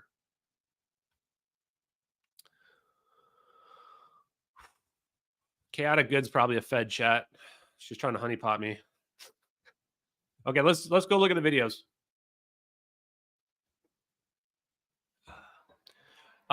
It was actually the I get asked about Rogan at like 1 hour 30 minutes, probably somewhere in that range. Oh yeah, and I also shat on Jeremy Corbell and George Knapp, and they deserve it because they lied to Joe Rogan. They know the videos are real. Jeremy Corbell and George Knapp are white hats, guys. So, I just missed a bunch of comments. So, Jeremy Corbell, Lou Elizondo, probably Ross Coulthart. Basically, these guys are all connected to one another. They all know each other. They're all white hats. So, what they're doing is they are doing this slow drip disclosure plan that I was telling you guys about before. They're in on it. They're in on the game, and they only have a controlled release of information where they're trying to like get people more and more attuned to it. And the way that they're doing that is, oh yeah, James Fox is 100% involved with those guys as well, 100%. And they're basically just they want people to be like, oh, aliens are real, so that we raise our conscience to believe that aliens are real. Shit, okay, aliens are real. I don't give a fuck. I don't give a fuck about aliens. Cool. Okay, guys, I'm like, okay, guys, let's just ruin all that. Okay, here you go, guys. Aliens are real. Great. What happens if everybody agrees aliens are real? Everybody just goes to work tomorrow and nobody gives a shit. Doesn't change anything. So these guys are running cover for the U.S. government. That's why they never talk about surveillance capabilities, because if they were legit, they'd be talking like about SIBRs and going like, SIBRs must be seeing UFOs that are flying around. Our surveillance capabilities are so advanced. We've got video recording of the whole planet. Of course we're seeing orbs flying around or UFOs or whatever. Of course we are. If you wanted to convince people, that's what you would be talking about. Why don't they ever talk about that? Why don't they talk about the SIBR system? Because they'd be giving away United States surveillance capabilities to our enemies. They'd be giving it away. That alone shows that they're controlled and that they're spooks. But they also don't talk about the weaponization of the technology either. They never talk about free energy either, which again, just remember, guys, when you want to test somebody, just say, when you look at this craft hovering, what do you see? What do you see? If the answer isn't free energy, then they're full of shit. Again, there's no possible way with conventional physics to look at a hovering craft like this and explain the energy required. There's nowhere to hide the mass inside that plane that could or that craft that could allow it to float like that. It must have an exotic fuel source. And there's only one. It's not element 115. Again, element 115 doesn't solve this problem. Even with element 115, we're talking E equals mc squared. Just do the math. You need a huge amount of mass. The more mass you add to the craft, the more energy you need to make it move around. So this thing needs to be really light, and it needs to be cohering energy from the environment. So when you want to talk shit about these UFO people, just ask them that question. Where's the energy coming from? How can a craft do that? Have you done the math to figure out the energy required to make that craft hover like that for an hour? Our fighter jets can't even hover for an hour. They can't even fly in the air for that long because of how much fuel it takes.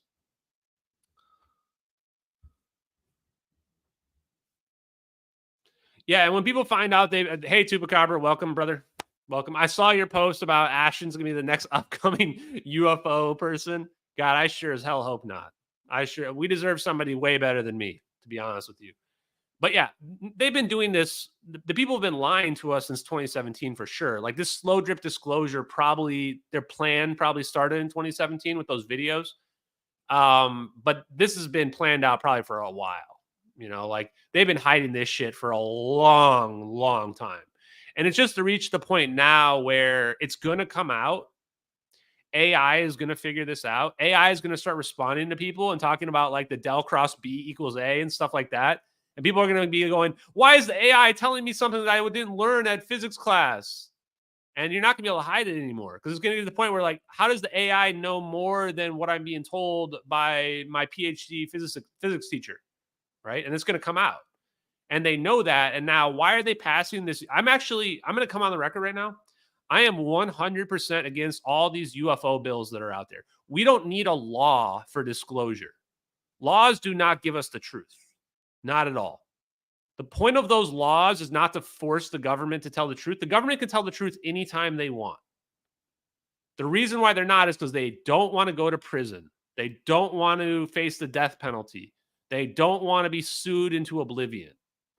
That is what happens in disclosure. Disclosure comes out and we find out that we are teleporting civilian airliners. That's $1 trillion worth of liability. We find out that we gave somebody some craft or reverse engineer to figure out anti-gravity technology. That company gets sued into bankruptcy by all the other companies. All the people responsible, technically they should go to prison or they should face the death penalty. That's what should happen. So that's the reason why they're passing the UFO bills. The reason why they're passing the what's it called? UAP Disclosure Act or whatever the hell it's called. They're passing that to cover their asses. They want legal immunity from the crimes that they committed. Do you understand that? They're only passing that bill because they want legal immunity, civil and legal and criminal immunity from the crimes they committed. This includes people in Senate and Congress as well, by the way, chat. Like the Gang of Eight. Marco Rubio, Chuck Schumer, they know about this shit. They know it's legit. They know we have the technology and that we're weaponizing it. What do you think is going to happen to those people's careers when the world finds out they've been fucking lying to everybody for decades? Chuck Schumer is a career politician. He's known about this shit his whole life. And he just pretends like it's not, he just pretends in front of people in public. Whew. Okay. Oh, yeah. And this is a great question, too, from Joshua. And so the observant people realize, like, why are all these people ignoring Ashton? Like, this guy is, like, giving you disclosure on a silver platter. Why are you ignoring him? Why are you trying not to say his name? Why are you not trying to bring up his case ever and ignore it? Because they're getting caught in lies at this point. And that's been my goal, is if you push enough information out there, it gets really hard for these people with this slow drip disclosure plan to keep at it because you can just catch them in the lies. Again, I gave you guys the best one. I'm going to say that for a third time. Anybody who's talking about UFOs exist, you press them. How is this thing floating in the sky? How is that floating there? Just ask them that. They'll go, I don't know. You go, well, there must be an answer. Do you not realize that must have an exotic fuel source? Free energy must be possible. The amount of energy this requires to do this and to shoot up, let alone make a wormhole. If you ask somebody how much energy it takes to make a wormhole, they're going to say it takes the mass the size of Jupiter. You have to have negative energy to be able to pull it off, which means just pulling energy out of the 0-point fluctuations. That's the only way to pull it off. That's what you ask people. When they can't answer the question, you'll know they're a fraud. Okay. Now, I'm going to show you why I'm the expert on the MH370 videos, not Kim.com, not any of these other debunkers, scammers, none of these other people, nobody else, okay?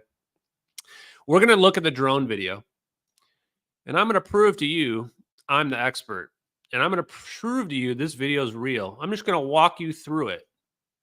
And I'm actually going to turn this into a TikTok video as well, but I'm going to probably redo it. So this is my first shot at this. I've got my notes over here. So we're going to break down the drone video. Right away, you can see the nose of the drone right there. That's an MQ drone. We actually we found an MQ-1C Gray Eagle is the only drone we could find that has camera underneath the wings.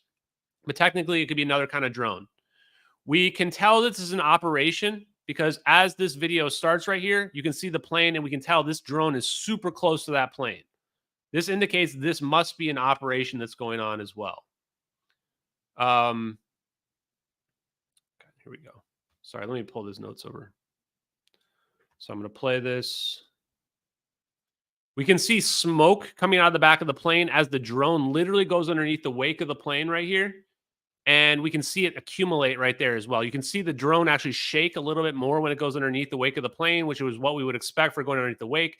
We can tell that the camera shake increases when the operator zooms in. The biggest evidence right here, we can tell we're looking at a real person operating the camera here.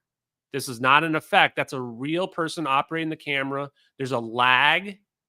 They are zooming in. They're struggling to keep the plane in view here as well. And so this shows us that this video is a real video. It's a real person operating that camera right there. Otherwise, we would imagine it would be stuck in the middle. We know they know what's about to go down as well here.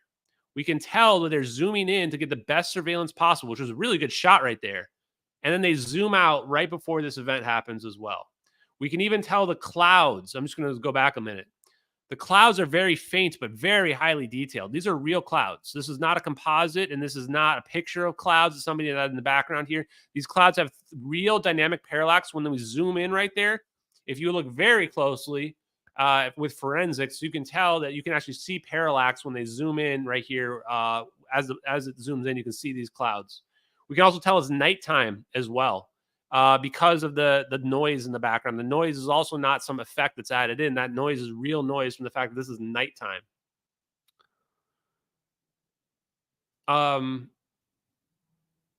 The dark lines in front of these orbs as well right here are detail that's never been seen before ever, but is perfectly explained by a gravitational wave in front of the orbs. They're basically falling forward is what's going on. The heat signature in the orbs that we see here as well indicates that it's cold fusion that's happening. You can even find this image on the Department of Energy's website, and the heat signature of the Tesla sign looks just like the Department of Energy, and right there, Department of Energy's website, you can see that as well. The heat signature on the belly of the plane, where you can see the smoke wrapping around the hull of the plane here, it's offset. The smoke trail is offset with the engine, so we know it's not contrails coming out of the engine as well. Now, the biggest thing is going to be the endothermic event. The endothermic event right here is actually the strongest evidence of everything. The more you look at it, I thought about this so much. This is absolute proof of negative energy. There's no such thing as an event that absorbs energy. There is no such thing as this. What we see here, that absorption of energy, from conventional physics, that doesn't exist. That doesn't exist in conventional physics. That doesn't even exist in any sci-fi movies or TV shows. Nobody's ever produced anything like that. When you see a wormhole on like Star Trek Deep Space Nine, it literally looks like a wormhole opening up. This is a literal absorption of energy. So when we're looking at that sea of energy, the absorption of energy is the negative energy, pulling out the negative energy. That's what we're seeing right there. And that's also why we see the flash in the drone videos, that real photons are getting yanked straight out of the ether. The same way if you would take a giant ladle and pull water out of the ocean. So how did I do, chat? And then I'll answer some questions. So do you still think that video is fake? Even after all that?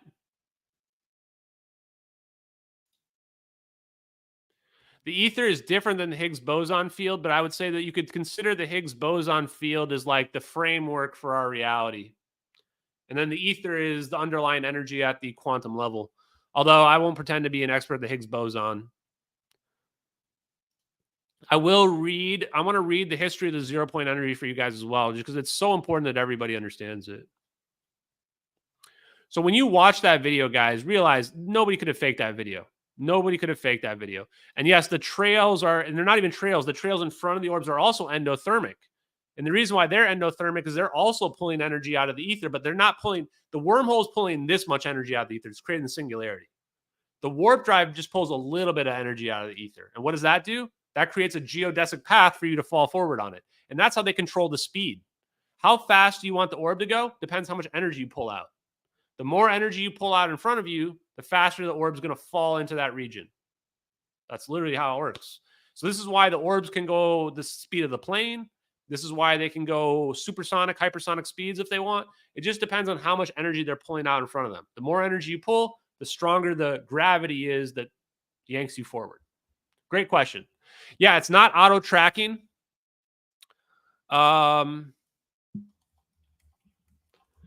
Which goes to show that there's like a manual person, like some dude or woman is literally controlling that camera. There's somebody out there that literally controlled that camera that knows those videos are real, and they're probably walking this earth right now, and they probably know. They're probably watching these videos and me doing this, and they're going, shit, this guy's talking about me when I was controlling that camera to make that camera move around.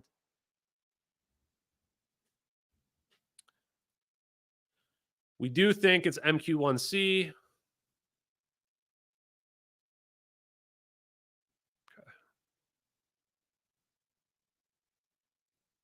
Yeah, they just didn't count on Edward C. Lynn. Somebody leaked those videos and they just did not count on that happening. And now they've tried to do everything they can to try to make these videos go away. In fact, I expected more from the intelligence community. You know, they sent all the debunkers out there, which they probably would have done that on their own anyway. They planted that that VFX that was pretty similar. They found a similar VFX and they put it on the internet. And that was enough to convince debunkers. Because for debunkers, they're so stupid that if something's just even similar, like that's why they call everything a balloon. Because if something's similar, they just call it a balloon. Like they're basically just like cavemen, primitive type thinking, you know. And they saw a VFX where one frame had one edge that's similar, and they said this must be it. They just changed it all around. Like literally, that's what their argument is. The cloud images, they must have had that ready to go for, like, that was sitting in their back pocket. And the moment this case got really, really popular in November, they sent Kim.com after me.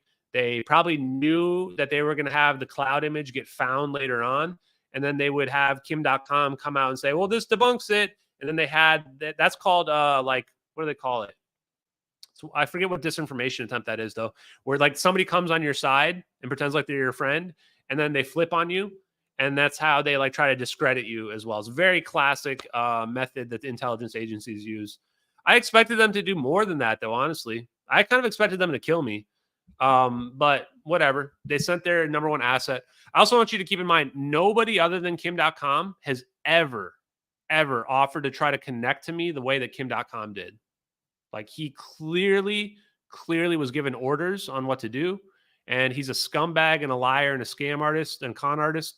So he was probably happy to do it, frankly. Kim.com should be considered an enemy of humanity. I honestly, the sooner he dies, the better the world's going to be, frankly. Negative energy is not antimatter. Negative energy is not antimatter. Negative energy is a sea of energy that's out there that we can tap into. Antimatter would be something that completely annihilates with normal matter. So it's like when we have these virtual photons come into existence, they claim that there's a particle and an antiparticle, and then they wipe each other out. So they're different concepts. And this is why I don't know if antimatter is really a thing. Maybe it probably is. I don't know if we can harness it. But that's why I don't think that the plane's being annihilated. You would need antimatter in order for there not to be a giant explosion.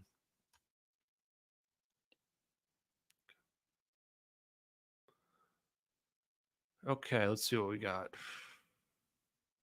Oh, thank you very much. Oh, wait, let me get to some of these donations. So, Turbo Rocket Shark, we already got you the Forerunner. Thank you very much. Appreciate that donation. I already mentioned yours. Brandon T, what type of civilization are we then based on the Kardashev scale? Why would we be held back from this great leap? I mean, think about it. The Kardashev scale is based on the energy that comes from the sun. But if you can just pull energy from all around you, you don't need the sun anymore at all. The problem with this is that you don't even go up the Kardashev scale. Like going up the Kardashev scale is like harnessing all the energy from your sun and then all the energy from your galaxy, stuff like that. With this energy, this unlimited energy that's all around us, and the moment you take energy out of there, it replenishes itself. This means we go directly from cavemen to the tippy top. Like we're just straight to the top. This is why they're hiding it too. So this is a great question, Brandon. Which is why are they hiding it? Because we're advancing way too fast with this technology. We're going to destroy ourselves with this. We're not ready to go from type 0 to type 4 or whatever. It honestly breaks the Kardashev scale entirely. Like the Kardashev scale is obsolete. The Kardashev scale can't even account for the amount of technological advancement. We're literally going to go to a point where there's no scarcity at all anymore. There's just no scarcity. It really begs the question, how will we even divide resources up in the future? We'll have to come up with a new system, probably similar to capitalism, but when you don't have to work if you don't want to, and you can just live, that's going to be crazy. Oops. How does this story end? Thank you very much for your donation. Oh, I don't know. I'm not a future. I don't see the future, chat. What I tell people when people ask me, like, what are you trying to get out of this? How does this end? I tell people I'm like the Joker in the Batman movie. I'm not a schemer. Jeremy Corbell, George Knapp, Lou Elizondo, Ross Coulthart, James Fox. These people are schemers. They scheme. They have plans. I just do things. I just get the truth out there whenever I find it. Whenever I find something that's very credible, I talk about it. I promote it. Nobody pays me to do any of this stuff because ultimately the only way we can be free is if we have free flow of information and everybody's an educated, smart populace. So that's why I do it. Something will probably happen to me. I feel like my life expectancy is definitely gone way, way, way down. So that was why my plan was to figure out how to build a doomsday weapon, which I have a pretty good idea of how to do already, and then put it on my whatchamacallit, dead man switch. So that if that way it's a deterrent for both foreign intelligence and our own intelligence. Because that way, if anything happens to me, then I just teach the world how terrorists can make a doomsday weapon, and then we're all gonna get wiped out. And goodbye, Earth. So that's probably my best deterrent. Otherwise, the problem is, like, if I were to say, like, here, I'll teach you guys, like, I'll put like how to exactly make a free energy device or an anti-gravity device on a dead man switch, then, like, unfortunately, it like incentivizes a lot of people to take me out because then they're gonna find out how it works. Which I do. I know even more than I've posted for sure. I do hold back. Okay. And thank you, Sally. Also, just thank you in general to all the people in the Candace interview who have saw it and they're like, hey, man, this is, wow. Right. Because obviously it's unbelievable to think that we can teleport an airplane. It's like unbelievable. Like, really? Like, we're really that far advanced secretly? Like, I was ready for, like, okay, UFOs might be real. Maybe we can hover around. But, like, oh, shit, we got teleportation technology. Shit, we got free energy. We can literally manifest hydrogen out of the ether and transmute elements. You can see why they keep this secret. Like, this is, whoa. So this is why I had to go through so much, show so much evidence. Because you can't just expect people to believe all of that. You got to be like, nah, man, we got a real world case. I can prove there's a conspiracy. I can prove it makes no sense why they would cover up a fire event unless something weird happened. I can say, hey, it's been 10 years. Where is the plane, man? 10 years. Like, this is a cold case. They're just trying to make this go away. So we're at the point now, 10 years later, where people have got to start being more open-minded about what happened to the plane. You shouldn't be making fun of Don Lemon anymore, right? Like, aliens and black holes, those are on the table, man. Like, something happened to this plane and people are lying about it. So what was it? It's not just a suicidal pilot crashing into the ocean. There's no reason to cover that up. None at all. And we would have found the debris field the next day. So something's going on, chat. Yeah, exactly. SBG. This is the biggest thing. I almost wish I'd harped on this more in the Candace Owens interview. There's no debris field. No debris field. Where's the debris field? You guys, Boeing 777 is not some private little dinky plane. It's the size of a city block. It holds 300 people. It's one of the biggest planes Boeing has next to the 747.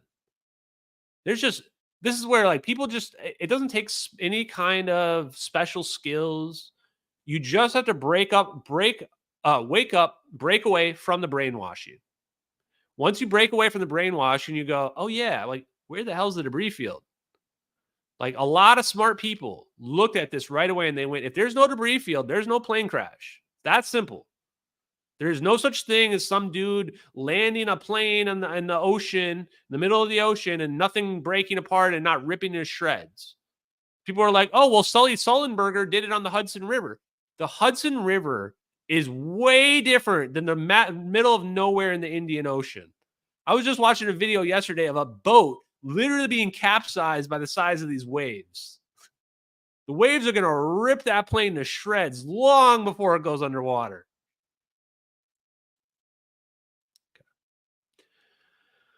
Okay. What else we got?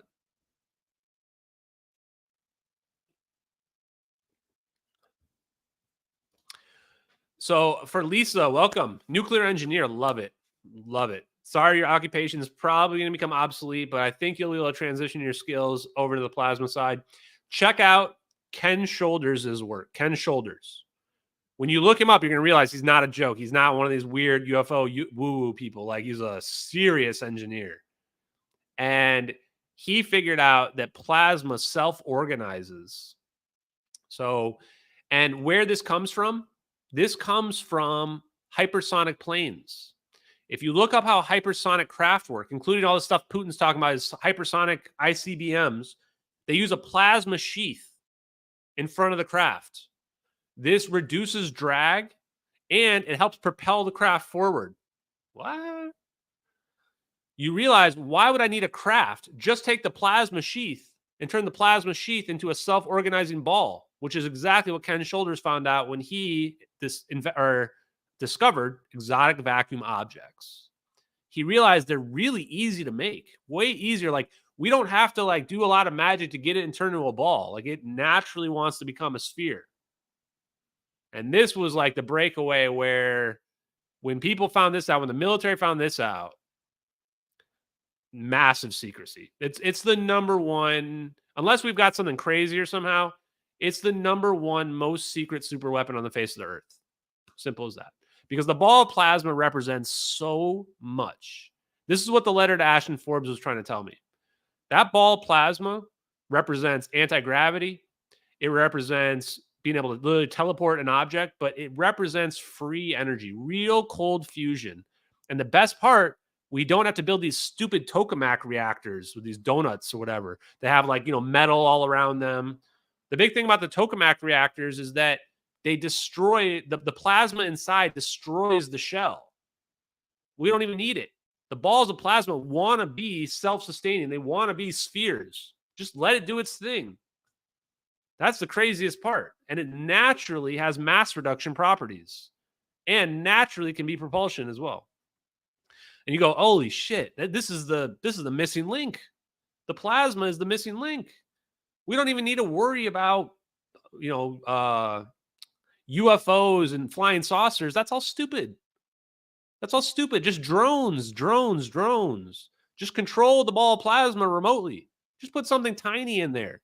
And they'll use a scalar communication device that can communicate and can reach through the plasma, contrary to radio signals. And now we've got a floaty ball of plasma that we can remote control.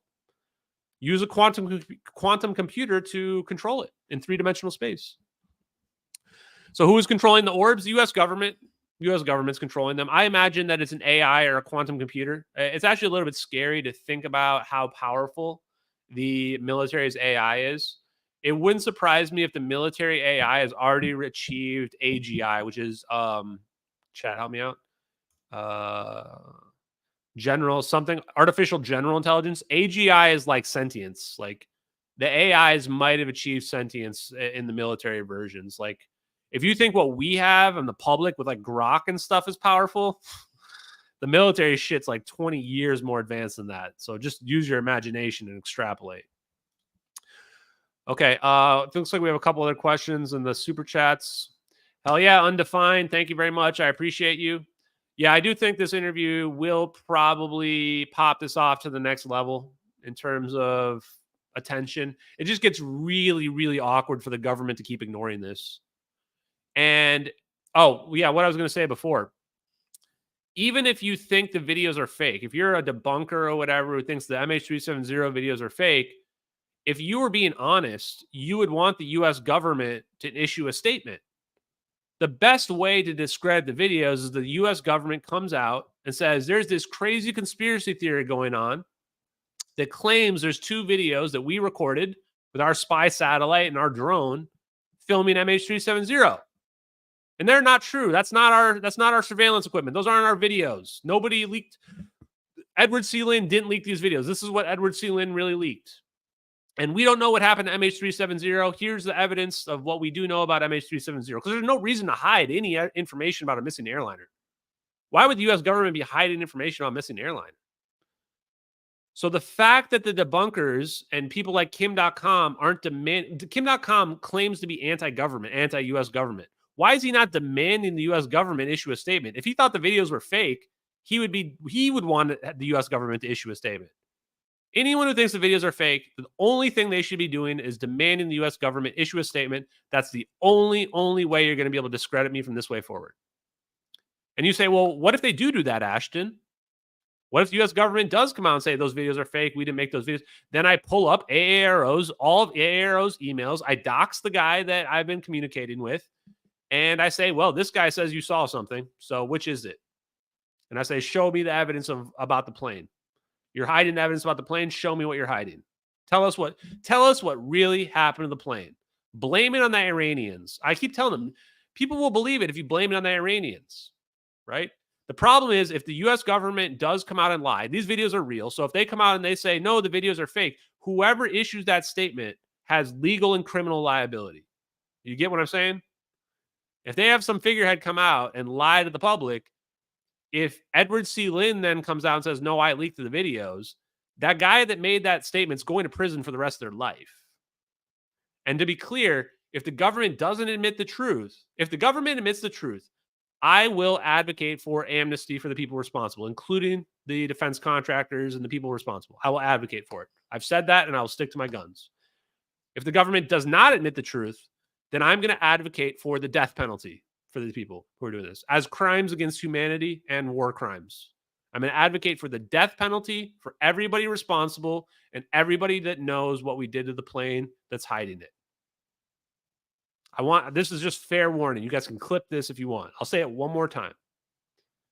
If the U.S. government admits that we have this technology, that we did this to the plane, that it was a covert operation, it was a 6th generational warfare using a 0-point technology or 0-day technology, then I will advocate for amnesty for those responsible. Because that's probably the only way we're going to get the truth. If they don't do that and they continue to hide this, then I will be advocating for the fucking death penalty for the people who are responsible, because it's a goddamn war crime and it's a crime against humanity to hide free energy from the world when there's homeless people sleeping outside my place right now that have nothing on this planet. You're destroying people's lives every single day. You do not release this technology to the world. And these people are sitting up in their ivory towers looking down on us peasants. And they're deciding, well, maybe we'll reveal a little bit of technology in a little bit of time. Well, fuck you. I tell you what, how about you get the death penalty for what you did? And then we just overthrow you. So think about it very carefully on how you want to respond. And if anybody ever looks back on this in history, I want people to know this is my view. And if it's 100 years from now and people find out, this is how I want you to respond to those who are responsible. Do you think this is post-World War II tech? I think that in World War II, we figured out the atomic bomb, and we also figured out that 0-point energy is real as well. I think we figured out both of them around that period of time. If you're somebody who believes in UFOs and aliens, maybe the Roswell stuff was impetuous for it. Maybe we dug up a craft, whatever. I don't really know. I just know this goes way back. This goes back decades and decades and decades. So thank you guys very much for those donations. Appreciate that. Let me see what else I had here. Okay, I'm 150 messages behind. Let me see if I can scroll through some of these. Some of the Malaysian people are starting to wake up now, which I love because they knew this plane went to Diego Garcia. So I love that. No, I think the other countries know. If I'm China or Russia watching Ashton Forbes just fucking blow up his own country or destroy his own country and expose his own country, I'm just sitting back. If I'm China and Russia, I'm just sitting back with a latte or a martini, and I'm just, you don't even want to get involved. You don't even want to get involved. Just figure out see if he's successful or not, right? If he's successful, he's successful. If not, he's not. Okay, let's see what we got. People don't even understand Occam's razor as well, which is hilarious to me. These people are the definition of midwits. People will go, Occam's razor says teleportation is not possible. That's not what Occam's razor is. That's you being a mentally ill retard. Just going, I don't believe this is possible. Occam's razor. Is it more likely that a suicidal pilot crashed? And if that's not Occam's razor either. People literally Redditors are so fucking dumb. They don't know any fallacies. They don't know Occam's razor. They don't know what any of this shit means. It reminds me of Rick and Morty, where Morty says something like Rick's projecting, and he goes, do you know what projection is? It's like, no, I heard mom say it. I just think about that. I go, that's literally Redditors, right? Occam's razor is you shave off all the things that are not true, and then whatever's left must be the truth.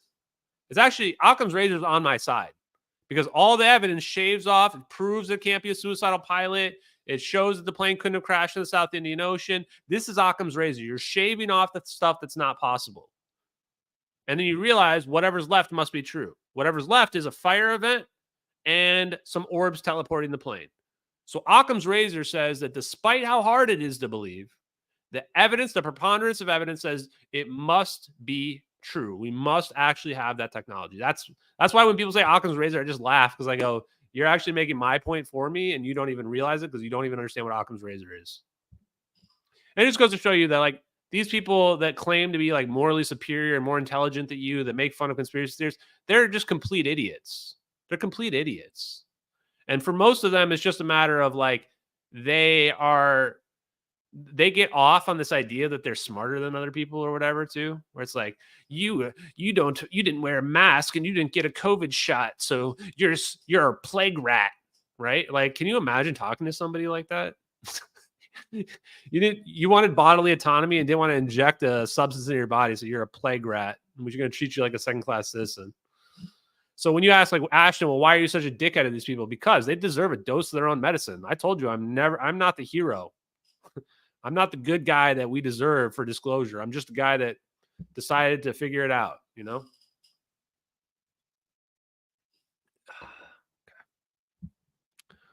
Okay, let's see what else we got. Shit, Chad. I kind of want them to honeypot me, though. You know what? It's kind of exciting. If EVOs are self-organizing, would this have happened by accident instead of planned? There's a good argument to be made, and I think I talked about in the Candace Owens interview of like, was the fire accidental and maybe we were like saving the plane? Possible. I think it's unlikely. It's just there's too much going on. It's too hard to imagine them getting all these assets. These assets, including the drone, in place to film the plane without advance notice. Basically. One other thing, actually, that I'm surprised I didn't mention in the Candace Owens interview is Robert J. O'Neill, the guy who killed Osama bin Laden and shot him in the head. He came out right after, like maybe that same day I filmed that, and said that he's convinced that Malaysian Airlines Flight 370 was sixth-generation warfare, a message to China to not mess with us. Really makes you wonder. Because I don't think he's one of my followers. It's like, who told him that and what convinced him? And I actually got a response from him because I was pressing him. And he said, if I told you, I'd have to kill you. That was pretty much what his response was, which I kind of believe, actually. Kind of believe. The random splotch on the outside of the wormhole. Good question. It's hard to say, actually. These are Taylor set off blast waves. So all these types of effects have this view on them. At first, I thought maybe it was the Casimir cavity. So the idea of how this works is you make a shell, and then everything inside the shell is safe, and everything on the outside is not. So it could be that. I think this may be a question. I might have asked Salvatore Pais this on my first interview with him. I'm going to probably ask some people that question, though, because I'm not 100% sure. Good question, though. Yeah, and there's the other thing, too, is like, remember, the way I was able to show Lou Elizondo's a liar is so easy. His scientist is literally Hal Puthoff. He's like the godfather of zero-point energy. That's the lead scientist that's informing Lou Elizondo. Of course he knows the videos are real. Those videos prove negative energy. They prove Hal Puthoff's science. And Lou Elizondo also has a book where he talks about a Predator drone seeing 3 orbs of energy in a triangle formation. If you saw another video of 3 orbs in a triangle formation and you knew that video was real, of course you can tell the MH370 videos are real just at a glance. You would go, either that video is real or someone in the U.S. government made that video that saw this other video that I saw. That's the only explanation. Nobody's seen that 23-minute video. So it's hilarious when Lou Elizondo got caught out in his lie by Glenn Beck and how nervous and weird he got and started saying stuff about not being a conspiracy theorist while he's trying to tell people that aliens are real and the government's covering up and you got to believe me. Jesus Christ, you're the definition of a conspiracy theorist. Yeah, they came close to getting me to give up on the cloud thing. Not because I believe that the clouds were in the videos, because I know how time works. The cloud pictures only go back to 2016 on the internet. You can go check yourself. So they can't be in the videos because the videos are from 2014. But I still almost decided to give up because I actually got spooked by that. Because I realized these people are not fucking around. I was like, these people are not fucking around, and they really want these videos to go away. Like they really, and they had enough foresight in 2016 to put the satellite imagery on the internet and potentially set up some guy named Jonas. He might be in on it too, but potentially set him up to be the fall guy later on also. Because then if the videos end up being real, who takes the blame? Jonas, Kim.com, Mick West, Corridor Crew. The CIA doesn't take the blame. The people that lied about the videos take the blame, right? Like you start thinking about it, you're like, oh man, I am in some deep shit here. Like this is way over my head. Way over my head. That's just the truth. So I thought about it and then I said, you know what? Fuck it. All in. If I end up getting killed from this, oh well. It was worth it. If it helps bring us just a little bit closer to free energy, it's all worth it. I mean, what's the point of living life anyway if you're not going to try to make, take a chance? Okay, we're going to read the science chat because honestly, this is the most important thing. It's kind of long, but it's just frankly the most important thing. I'm not going to debate anybody about science unless they've read this post that I made earlier today about 0 point energy. Simple as that. If they haven't read this post I've made about 0 point energy, then there's no point debating them because, it's like trying to debate somebody about history that hasn't read anything about history. There's no point. If you're not educated, if you're not up to speed on the science, then there's nothing to debate, right?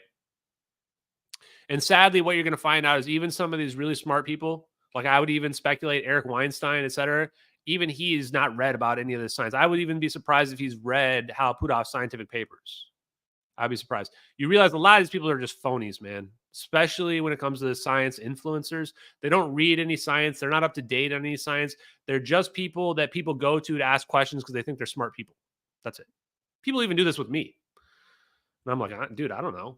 People ask me stuff and they're like, what do you think about this or that? And I'm like, they ask me about weather manipulation and stuff like that. I'm like, yeah. I mean, if we can teleport planes, we can manipulate the weather, but I'm not the expert, man.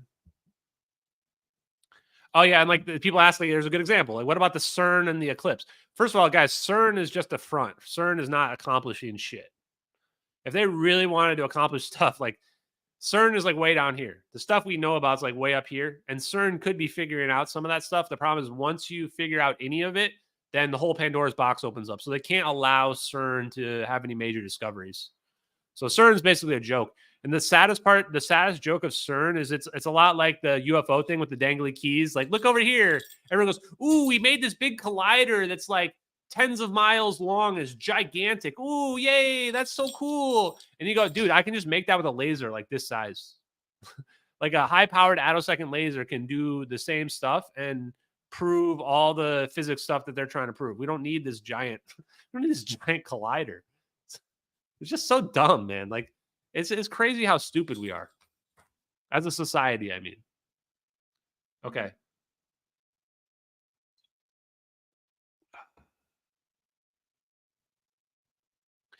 Yeah, and so Lisa says here, oh, you were a Q clearance holder. I think that's DOE clearance holder. Yeah, how to avoid being a conduit of espionage. Trust me, like I'm a smart guy. Okay, so I take steps to mitigate the risk. You can't, like, if people with this much power, if they want to take you out, there's nothing you can do about it. They can give you a heart attack at a distance. They can poison your food. They can probably give you a cancer or something like that. Like, there's just absolutely nothing you can do about it. I'm more concerned about a Russian or Chinese spy trying to access all my research, but I've made it all publicly available. So, kind of defeats that as well. There's nothing to really find for me. If they want to try to find like who I'm talking to or whatever, well, good news. Nobody's giving me any classified information. So there's nothing you really have to worry about on that front either. But no, I totally appreciate the concern for sure. Totally appreciate the concern. Okay, let's see. We're going to do a few more questions. Oh, boy, I'm way behind on the questions here. Okay, I'm going to scroll down. If I missed your question, because I'm like 200 questions behind. So if repost your question if you want to ask your question here, and I can figure out, and we'll do some more as well. How can free energy be used on a hypothetical day-to-day basis? Well, we wouldn't need to rely on the energy grid anymore. So that's pretty huge. We wouldn't need to rely on the energy grid. Imagine having a device in your house, apartment, whatever, and it's like a solar panel, but it never runs out, and it doesn't require the sun. We will end fossil fuels overnight. Overnight. You could even probably retrofit it onto your car. In your car, basically, the miles per gallon in your car will go up to like 1,000. Like 1,000 miles per hour, or 1,000 miles per gallon in your car. Because you mostly would just run on your battery, especially if you have a hybrid or an electrical car. Yeah. Somebody knows you're working for Russia. Well, I'm not. So you guys realize I have a security clearance with the U.S. government, right? Oh, this brings up a good point. Apparently they're doing another background check on me. So fingers crossed, chat. I have a feeling they're going to look really hard this time, chat. They're doing another background check for me on my job. I just got all my fingers printed and what have you. So I'm like a little bit worried that some of the investigative work I've done might taint their view. The good news is I have nothing to hide. So, good luck.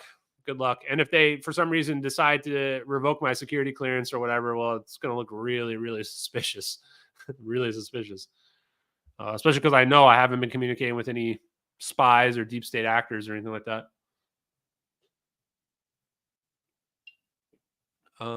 Let's see.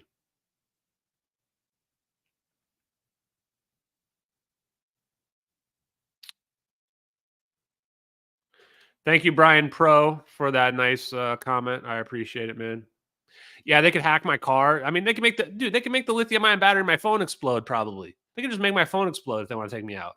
Like, bro, I mean, they want to take you out. They're going to take you out. There's no hiding, man. These people have God-tier technology. And also, I'll teach you guys the way they work as well.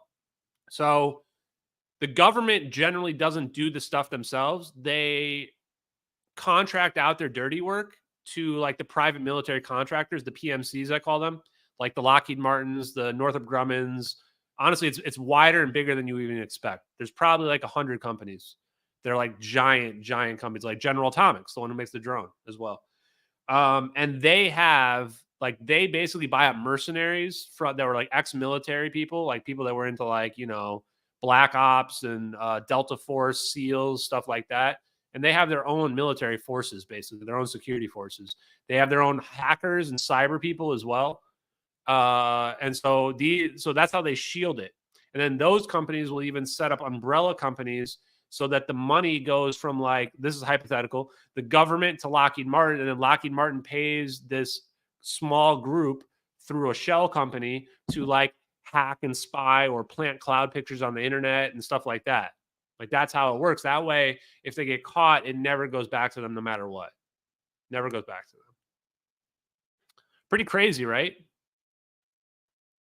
It's just like the movies, actually.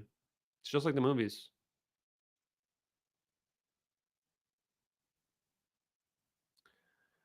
Yeah, this is a great point by Bailey. I'm going to make more videos on quantum mechanics. Actually, I have a list of things to do. I'm going to do TikTok ones. I'm trying to get better at them. I just really suck at it.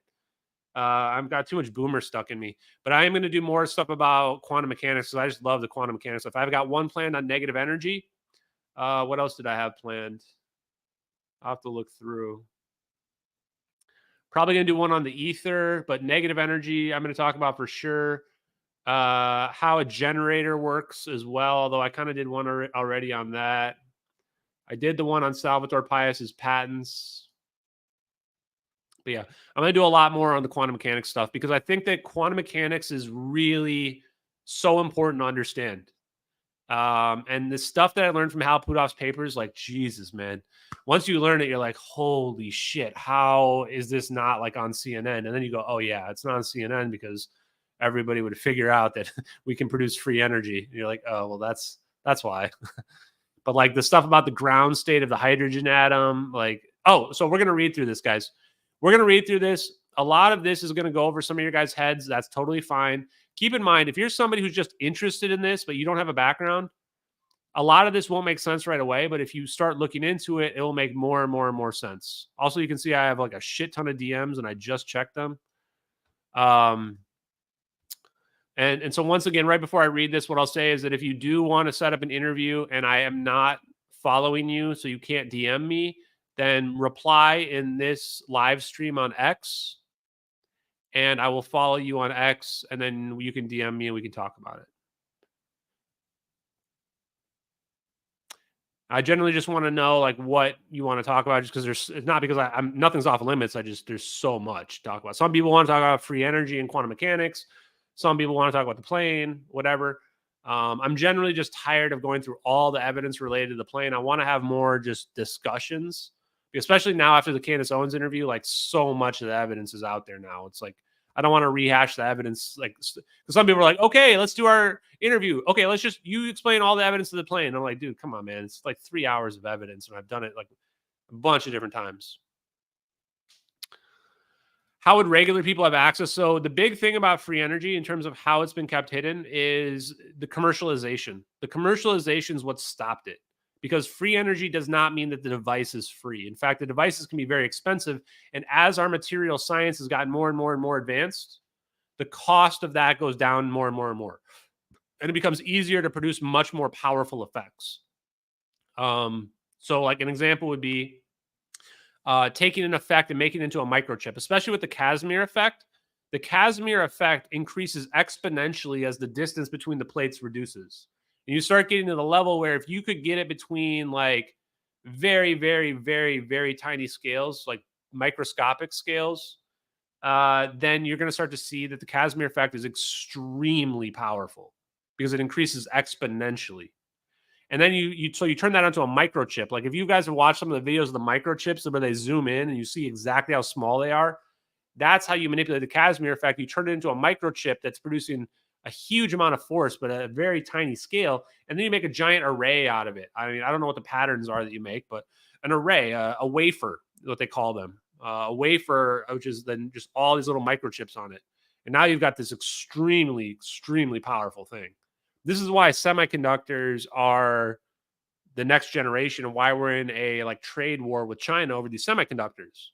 Because once you understand what I just explained to you, you realize, holy shit, this isn't about making a magnetic motor. That shit's that's like 80s technology, bro. This is about making a microchip and then turning it onto a wafer where now you've got a free energy device that you can just implant into your phone and it's permanently charging your phone. Right? Or an anti-gravity device does something similar.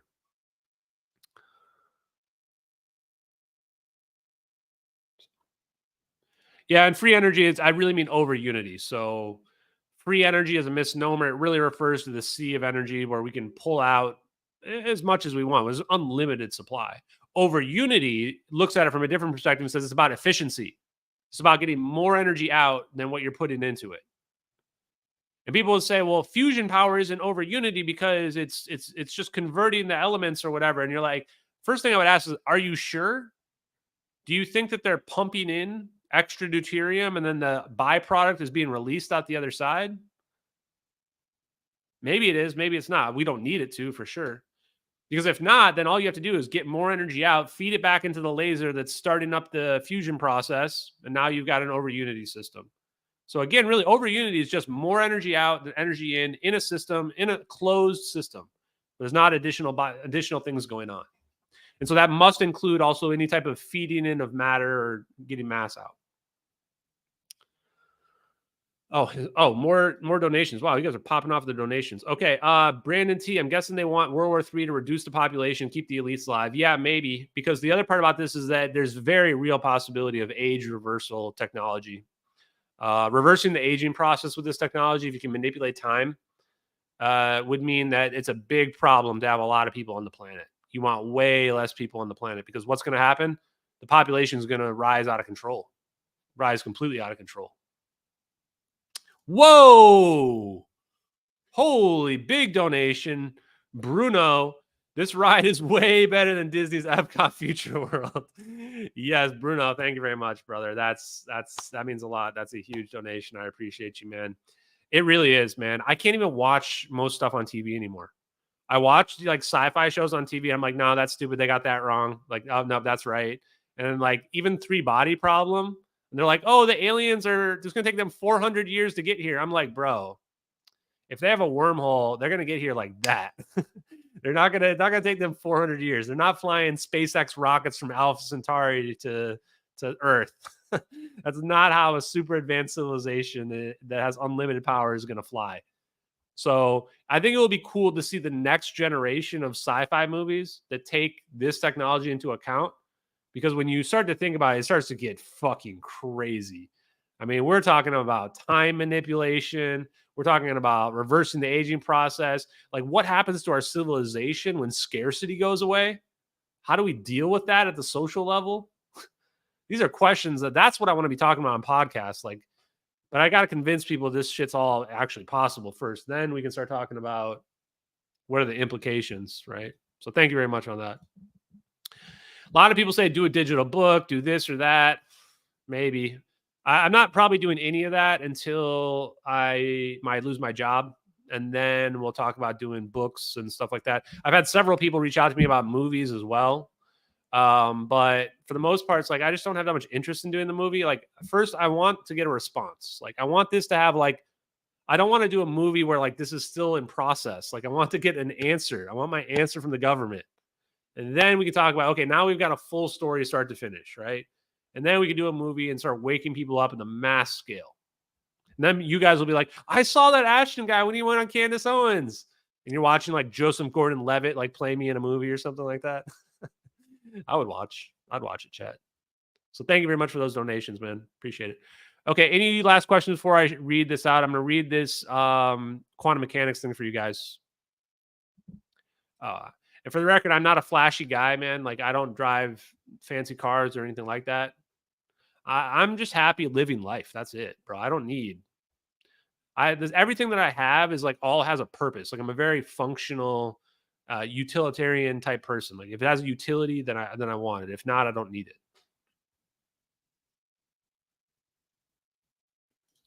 it. For helping me, the only thing you like, just sharing the evidence, sharing the information, waking up people that are open to it. I had a conversation with a guy at dinner the other night for like 30 minutes, even though he was a Kamala Harris voter. It's fine.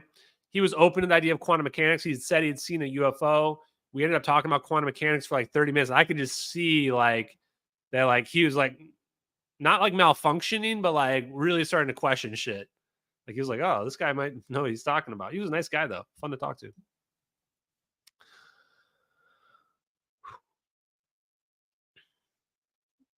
We don't see the fire in the videos because it's in the cargo bay of the plane. We do see the hot smoke coming out of the AC exhaust ports though. So there you go. You can also imagine that the fire suppression devices are like constantly blasting onto the fire. Constantly. The problem with lithium ion battery fires is they just keep coming back up. You can see many videos online about this. Many videos. And the problem is even just the smoke is going to kill people. So even if it's not actively roaring fire, just a hot smoke is going to kill people. Bro, don't tell me about the sudden pneumonias, bro. That's what killed Brittany Murphy and her husband as well. The sudden pneumonia. Also, Puff Daddy's wife, 47 years old, dies of some kind of pneumonia. Are you kidding me, bro? That is sus. Very, very sus. Especially when young people die. I don't know about the Church of Scientology. I'm starting to wonder if there might be more of the Church of Scientology thing, man. Just starting to wonder. They might have some real sketchy stuff happening. So I used to think the rods of God, that like that was the big technology before all this. I thought, well, we just drop like a literal rod from a satellite onto somebody and the kinetic energy will just melt them, which is 100% true. But then you realize why we don't have that. Why don't we have that? Because we have directed energy weapons that can just explode somebody. Like they could literally just shoot directed energy weapons, scalar beams from 2 different satellites. It hits you on the ground. Boom, you just explode. Yep. That's the thing. The orbs don't need that because the orbs have that on them. But you can do that from outer space, and there's no loss of energy due to distance. Inverse square law doesn't apply for a longitudinal wave through the ether. This is what Tom Bearden knew 35 years ago. So, yeah, guys, it gets really scary. Really, really, really scary. A lot of people should ask, how is the Iron Dome shooting down those rockets when Israel's getting hit with those rockets from Iran? They're not shooting rockets at the other rockets. That's not what they're doing. They're shooting directed energy weapons from the ground or even from outer space onto these rockets that are coming at them. And they're zapping them, and they're doing it very quickly. How are they targeting them that well? How are they shooting them? Where's that energy coming from? Why is it not falling off by the inverse square law? Just some questions for you guys. Again, once you see the technology that's real, you're going to see it everywhere. You're going to see it everywhere. What I would urge you guys, for my new followers who just came along, is try not to fall down all the rabbit holes, because once you see that this is possible, you start to really, like, it's hard to distinguish fact from fiction anymore, and everything you see looks like a conspiracy. So this is like where you got to like really try to stay grounded. Like, yeah, we can have our Jewish space lasers or whatever they say. I'm joking for the censors that are out there. But yeah, we can zap people with directed energy weapons from outer space, but that doesn't mean that everything's a conspiracy. But yes, the Iranian president's helicopter was almost certainly shot down by the Israelis. Like, let's just be real. 100%. It wasn't just an accident from some weather. So there you go, guys. Okay, let's see what else we got. Okay, I do really want to read this here. So this goes for every physicist, every engineer in the chat. I'm 100 messages behind again. I got to skip ahead. So this here.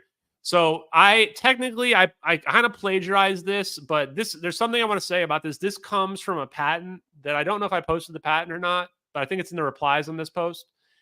And it was about extracting 0-point energy using plasma. Oh, is CanCon in here?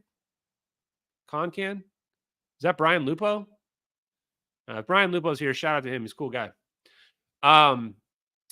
So, and I started reading through the background, because the background usually explains the physics.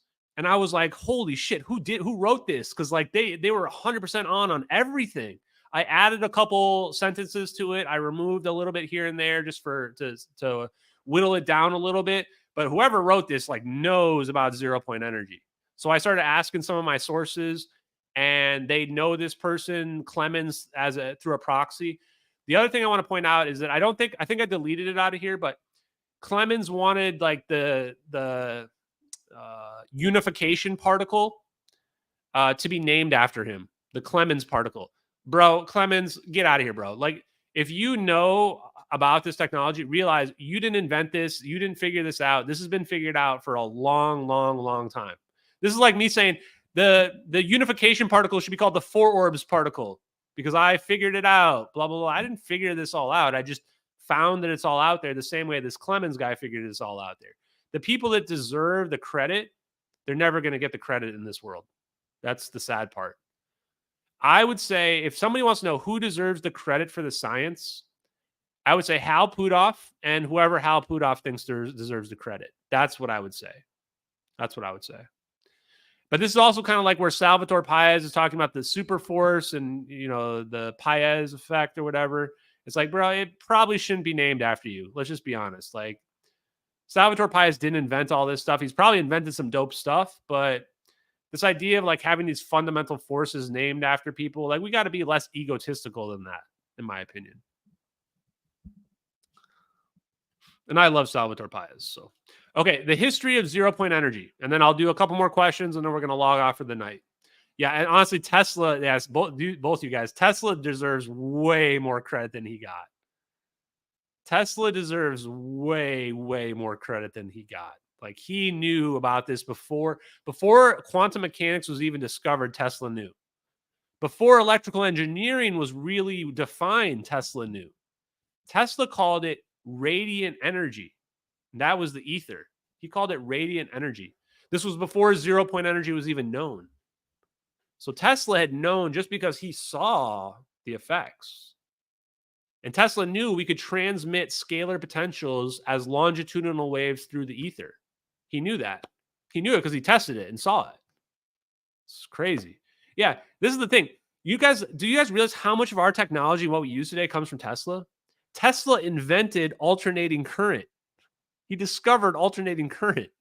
Like, as in the power you use when you plug into the wall, Tesla figured that out. Like, it wasn't Benjamin Franklin or Edison or some shit like that. It was Tesla. And then people are like, yeah, but he was wrong about the ether and the longitudinal waves. Like, are you sure? Seems like a pretty smart guy. Seems like a pretty smart guy.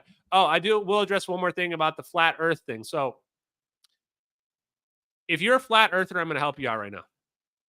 There is curvature. Curvature exists, but realize particles exist, curvature exists, dimensions exist. These things exist because we use them to explain what we experience and what we think of as our reality. We use them. They're concepts that we use. In truth, there probably is no particle. If you were to really look at what the atoms look like, you're just going to see a field of energy most likely around your atom. You're not going to see little electrons floating around. And this is what we get confused about. Because when we look at things on the macro scale, we think of like a particle like this, right? As opposed to a wave, which doesn't have this property. So curvature is like that as well. Curvature is just our how we explain the geometry of space-time and how paths flow. We're like, really, we can walk in a straight line, but why are we intersecting? Well, because there's curvature. Okay, that's curvature. But I believe that if this technology is real, if the ether is real, this proves to me that the holographic principle is true, which means, in my opinion, that our reality, as we see, our three-dimensional reality, is a hologram. It's a hologram being projected onto a lattice, being projected just like the Matrix. Like, it's a hologram being projected into what we perceive as three-dimensional space. And that's weird to think about. But what it really means, if you boil it down, is that all points in space and time are connected. That what we see as distance around us is not. Is it's being projected from something else, from a plate, let's imagine. And every point on that plate has all the information about our reality. So technically, if you were to get to where that plate is, you can jump through from one point to the other instantaneously. And that explains how you can teleport. It explains quantum teleportation and explains macroscopic teleportation. Now, if that is true, the holographic principle is true, the flat earthers actually have an argument here. They actually have an argument. If I was a flat earther, this is what I would be saying. I would be saying the holographic principle shows that our three-dimensional reality is an illusion. And that, yes, while curvature exists, if you were to really boil it down, our reality is a flat plate. Flat plate, just like holography, literal holography. When they make a hologram, they take a plate, and the plate has all the information about the entire hologram. What that means is you can cut the plate in half. You cut the plate in half, and the half that's still left still has all the information about the hologram on it. That should make you ask some questions right there. You should go, wait, what? So if you look at our universe like that, our reality, then you can make the same argument. But I would not call it flat Earth. I would just say the holographic principle is true, and we live in a simulation. Something like that. If we are, perfect timing. If we're in a simulation, then why am I gay? Because even though this is a joke, you still have free will. At least I think. We're gonna get to that, but you have free will. This, just because it's simulation, just because it's a hologram doesn't make reality any less. Doesn't make us any less alive. We're still conscious beings in this thing that we call our reality. So you have choices that you can make, and I would say what that means is that the most precious resource we have on this earth is time. Time is the most precious resource. And we should take advantage of all the moments that we have with the people that we care about. Absolutely.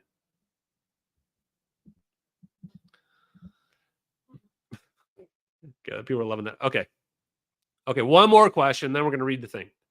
Do I believe in God? I believe in a creator, yes. I do. I think there's no inconsistency between faith and religion, faith, and science. The more science you learn, I think the more obvious it is that there's a creator. 100%. Why?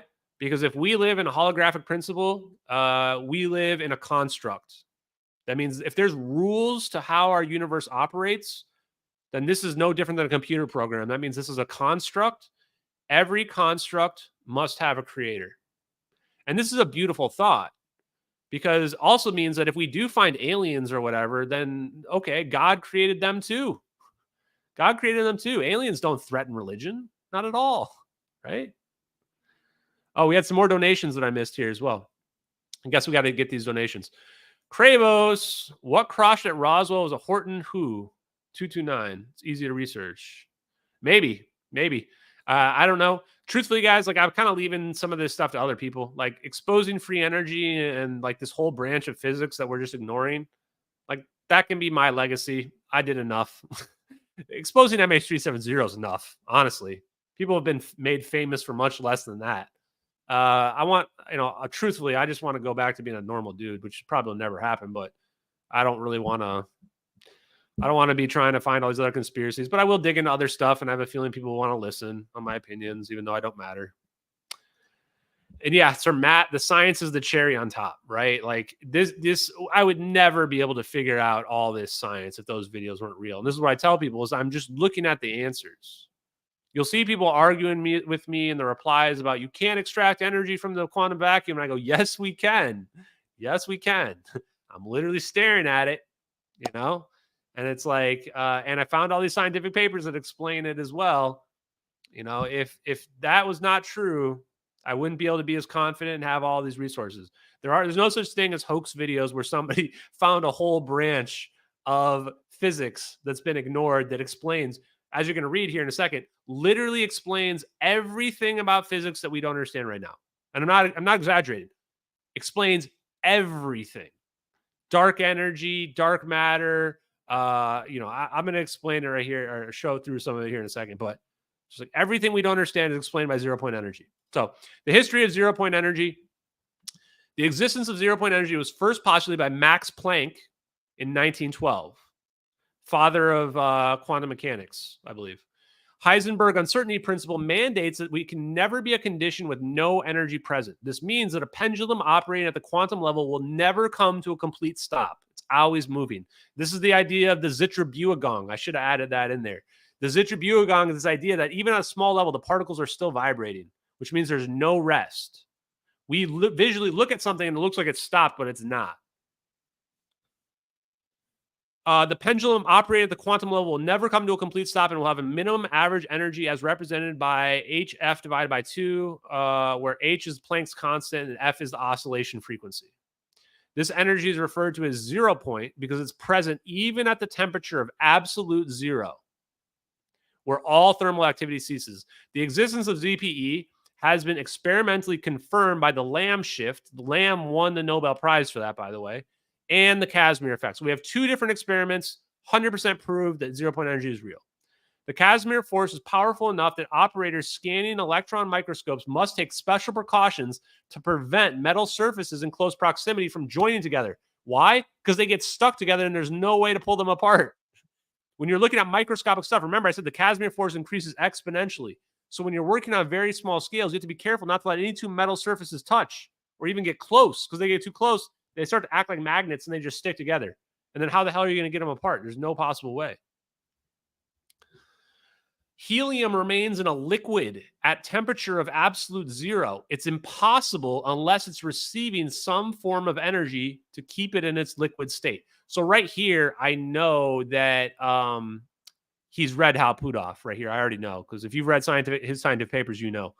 Hydrogen atoms don't radiate energy at rest, implying they're sitting in an equilibrium state. So what this all points out is that, yes, at zero, it's not absolute zero. There must be something below it. Because we see these Bose-Einstein condensates like helium-3, they don't become solid. It should become a solid if we were at the absolute zero state, but it's not. So if it's not becoming a solid, it must be getting energy from somewhere. One more quick donation.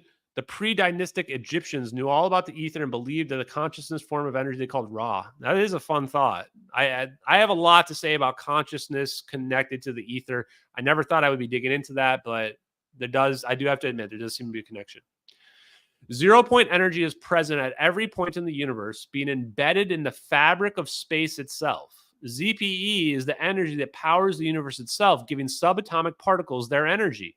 An electron orbiting a nucleus of an atom would quickly radiate away its energy as Lamor radiation and crash into the nucleus unless it was receiving energy from an outside source to stabilize its orbit. That is huge.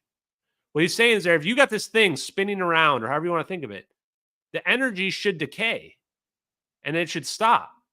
And the electron should crash into the nucleus, but it doesn't. This means it must be getting energy. So this proves how Puthoff is right, that it's pulling energy from the 0 point energy. That's how it's able to keep its perfect rotation. It's in an equilibrium state, just like the hydrogen atom. That energy is ZPE, and that electron interaction with the ZPE can be seen with the Lamb shift, where the ZPE perturbs or jiggles the electron slightly, leading to a shift in frequency and transitions of quantum levels about 1,000 megahertz. I also mentioned here that the Ehrenhoff-Bohm effect shows a phase shift even in the absence of electromagnetic fields. If I remove the electromagnetic fields and there's nothing there, how come I see a phase shift? How come something moves from here to here? The answer is because there's potentials. Tesla was right. There's longitudinal potentials in the ether that we don't measure with electromagnetic waves, the scalar potential. Those scalar potentials are what's causing the Ehrenhoff-Bohm effect to have a phase shift occur. So this proves that there's nothing there. That this 0 point energy, we're in an ocean. We just don't see it. It's at the quantum level. 0 point energy has an enormous energy density, once estimated by NASA to be anywhere from 10 to the 24 to 10 to the 58 joules per meter cubed. Meter cubed is like this, like the size of this box right here. That's a huge amount of energy right there. Some people like Feynman and what have you, they've calculated to be like, I don't know, 50 times or 50 magnitudes higher than that as well. So astronomical numbers. This is where I said Richard Feynman and John Wheeler once said there's enough energy in just a tiny area of space to boil all the Earth's oceans. That's what they're referencing. Because of this enormous energy density and its unlimited supply, the ubiquitous and isotropic quality of ZPE and its non-polluting nature, ZPE would represent unlimited or ultimate form of useful green energy for mankind. Now, I want to point out, how do you measure how much the energy density? It's actually kind of easy. You can use the Casimir effect. If you can get the Casimir effect at the smallest possible level, how much energy is it producing? That number. At least in an area or what have you. Massive, massive, massive number. Remember, it increases exponentially, so this thing pops off. In mainstream physics, gravity is modeled as curvature of space, general relativity, and one of the four fundamental forces of nature. However, there are profound problems with this model. For over 100 years, mainstream physics has tried to integrate this model with quantum theory, quantum gravity, and has failed. Additionally, attempts to unify the theorized four fundamental forces of nature, grand unification, has also failed. Mainstream physics currently maintains that the force of gravity has no proven connection to any of these other three forces, although there is powerful evidence in the form of the Byfield-Brown effect that gravity is electromagnetic in nature. And what's crazy about this is the Byfield-Brown effect is an electrostatic force. If you look at the equations for electrostatic forces, the forms of the equations of electrostatic force and gravity are identical. They're identical. They have force equals a constant times one body mass or electron times the other one divided by the square root of the distance.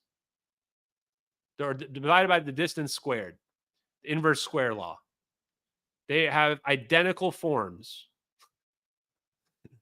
Mainstream physics currently maintains that the force of gravity has no... I just said that. This evidence has either been ignored by the physics establishment or dismissed as nothing more than ionic wind. Although two government physicists working on the Army Research Laboratory determined that the Byfield-Brown effect force is at least 3 orders of magnitude too large to be accounted for by the ionic wind. The effect has also been observed in a full vacuum at the NASA research facility thereby negating the ionic wind theory. I believe he's talking about Sonny White's paper. There's a paper called Anomalous Thrust or whatever, and it was by Harold Sonny White. You guys can look it up. And it was done by NASA. And as far as I know, it's never been disproven. Mainstream physics currently has no understanding of the origin of gravity, inertia, or mass. So right there, chat, just read what I just wrote there. Mainstream physics has no understanding of the origin of gravity, inertia, or mass. So if you've made up dark energy, dark matter, you don't know what gravity is, you don't know what inertia is, and you don't even know what the origin of mass is, how are you going to ever high road anybody? You can't. Even if the Higgs theory is correct, the Higgs field, it can only account for 2% of the mass of the atomic nucleus. Furthermore, mainstream physics has no explanation for why the force of gravity cannot be shielded, why it is so weak, and why is there no negative mass. It's possible that these mainstream theories, including general relativity, are simply wrong. A possibility that one mainstream theoretical physics stated as being too scary to contemplate. So that really gives you the why, right?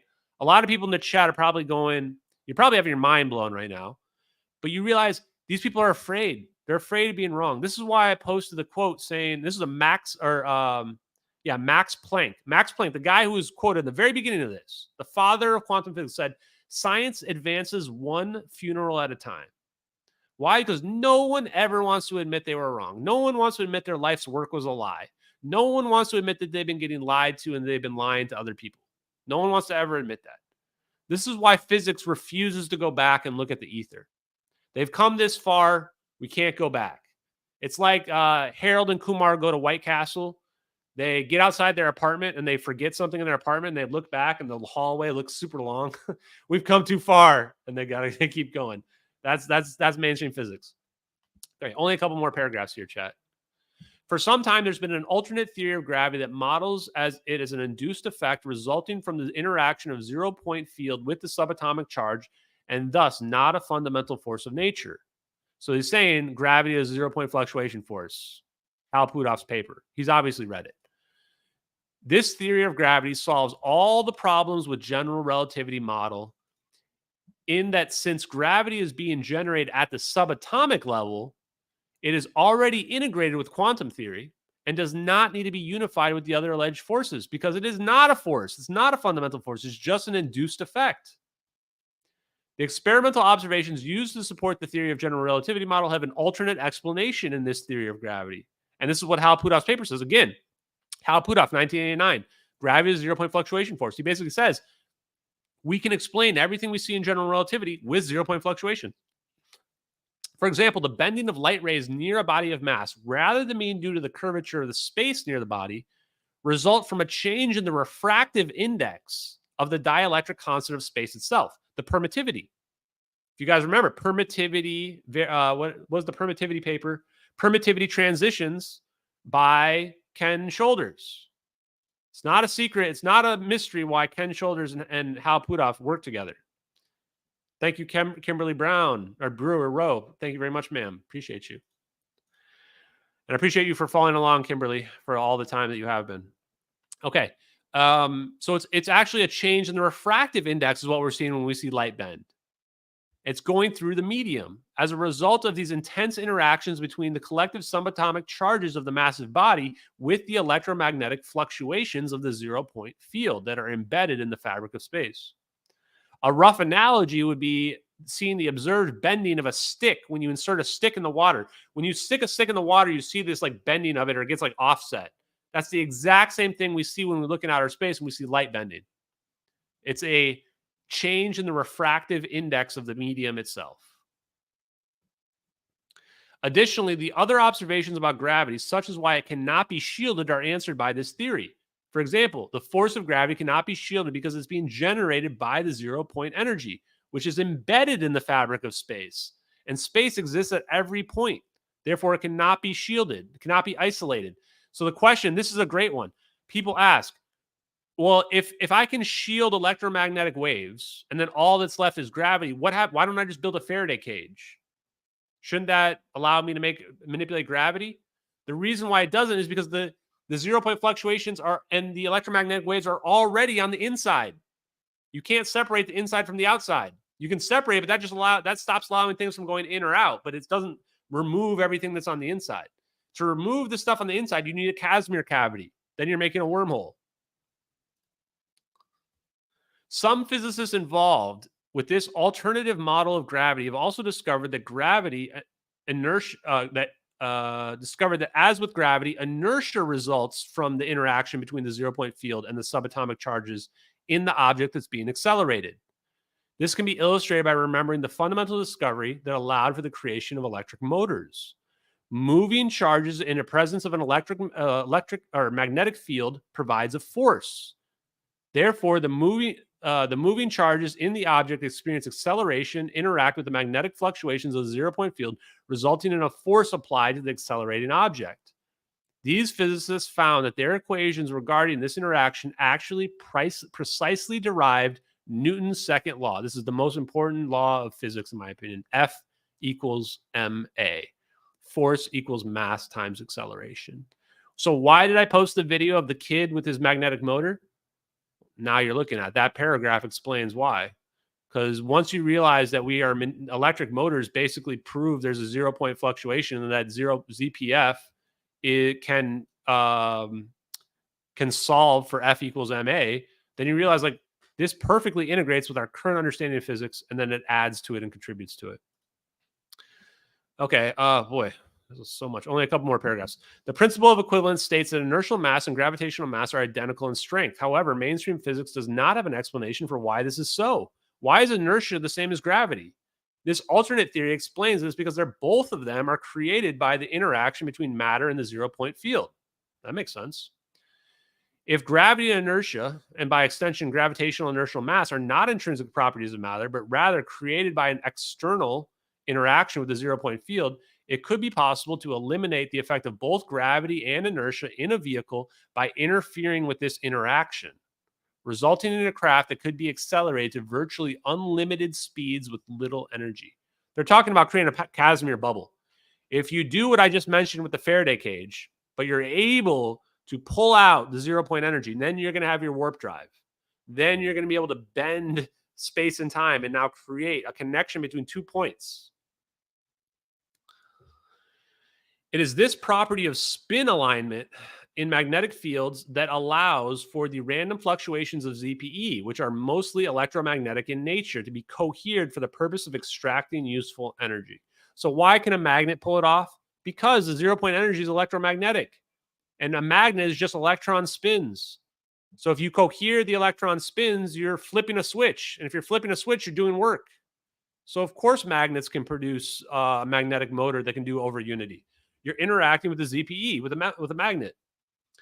Prigogine was awarded the Nobel Prize for defining the conditions under which a system could change from randomness to coherence. Very important. Remember, the ZPE should be thought of as just white noise, randomness. Well, if you just turn it all into straight lines, now you've just impacted that area. These conditions are to derive a system far from equilibrium that is nonlinear in its dynamics and has an energy flux through the system. And then this is where I added the Schwinger limit is the point of highly condensed electromagnetic fields such that a region of space-time becomes nonlinear. Why? Because this is why Salvatore Pais was bringing up the Schwinger limit. Prigogine showed that you can change the ZPF from random to coherent. And now you're going to be able to take that coherence and you can extract energy from it. You can teleport an object from one location to the other, whatever you need to be able to do. And all you have to do is hit this limit called the Schwinger limit, which is a reasonable number to hit. It's not an infinitely high number. And Jacques Sarfati hates the Schwinger limit, apparently, which makes me wonder if he's just an idiot or what his deal is. A plasma is nonlinear in nature. The pulsed, high-frequency, high-voltage discharges represent the energy flux through the system. And the property of spin alignment in the magnetic fields allows for the particles to be driven far from their natural state of equilibrium.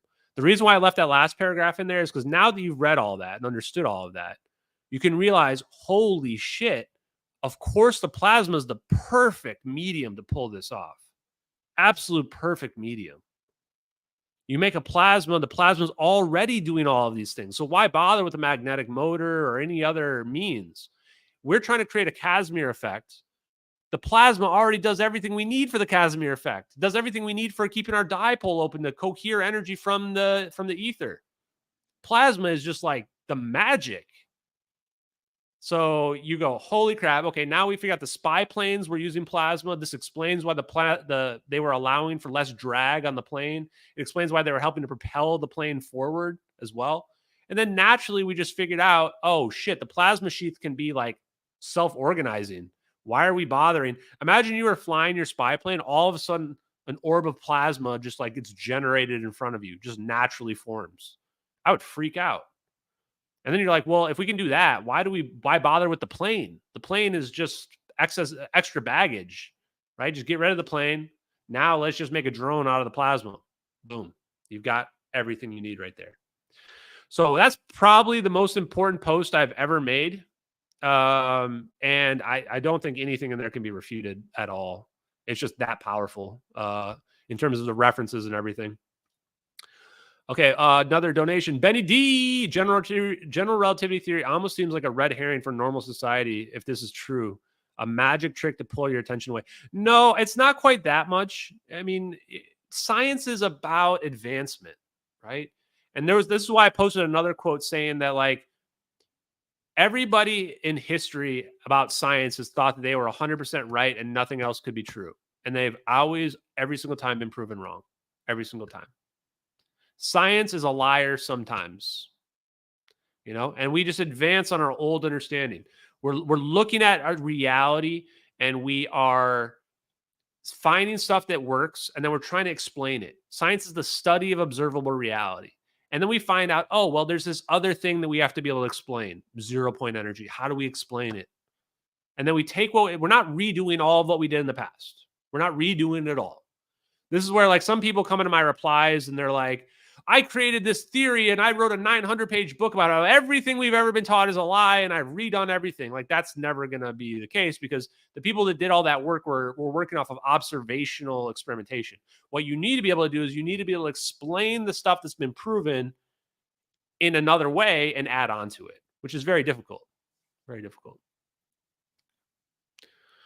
Wow, 206,000 views already, and it's only been 5 or 6 hours, and it's like 2.5 hour video. That's pretty impressive. Yeah, I think we're going over 1 million on that one pretty easily. So I think that's where we're going to stop tonight. I'll answer a couple more questions and then we'll shut down. This has been a long stream. I appreciate you guys for being here. I want to give an extra big thank you to all the new people that came from Candace's interview with me that are woken up. There's a lot of people out there that saw that and they were like, what the shit? What is going on? How is this real? A lot of people just probably tuned out, and that's fine. There's going to be a lot of NPCs, a lot of robots that are going to go back to their normal lives. And you know what? I don't even blame them, because once you learn about this, like, you cannot go back to sleep. You just cannot. But for the people that are woken up, thank you very much. Do not press people onto this. You can make people aware of the videos. Our ultimate goal is to try to force the United States government to issue a statement about the videos. We know they know what happened to the plane, no doubt. The only explanation that makes any sense is these videos are real, and that's why they're covering it up. So we want to force them into making a statement.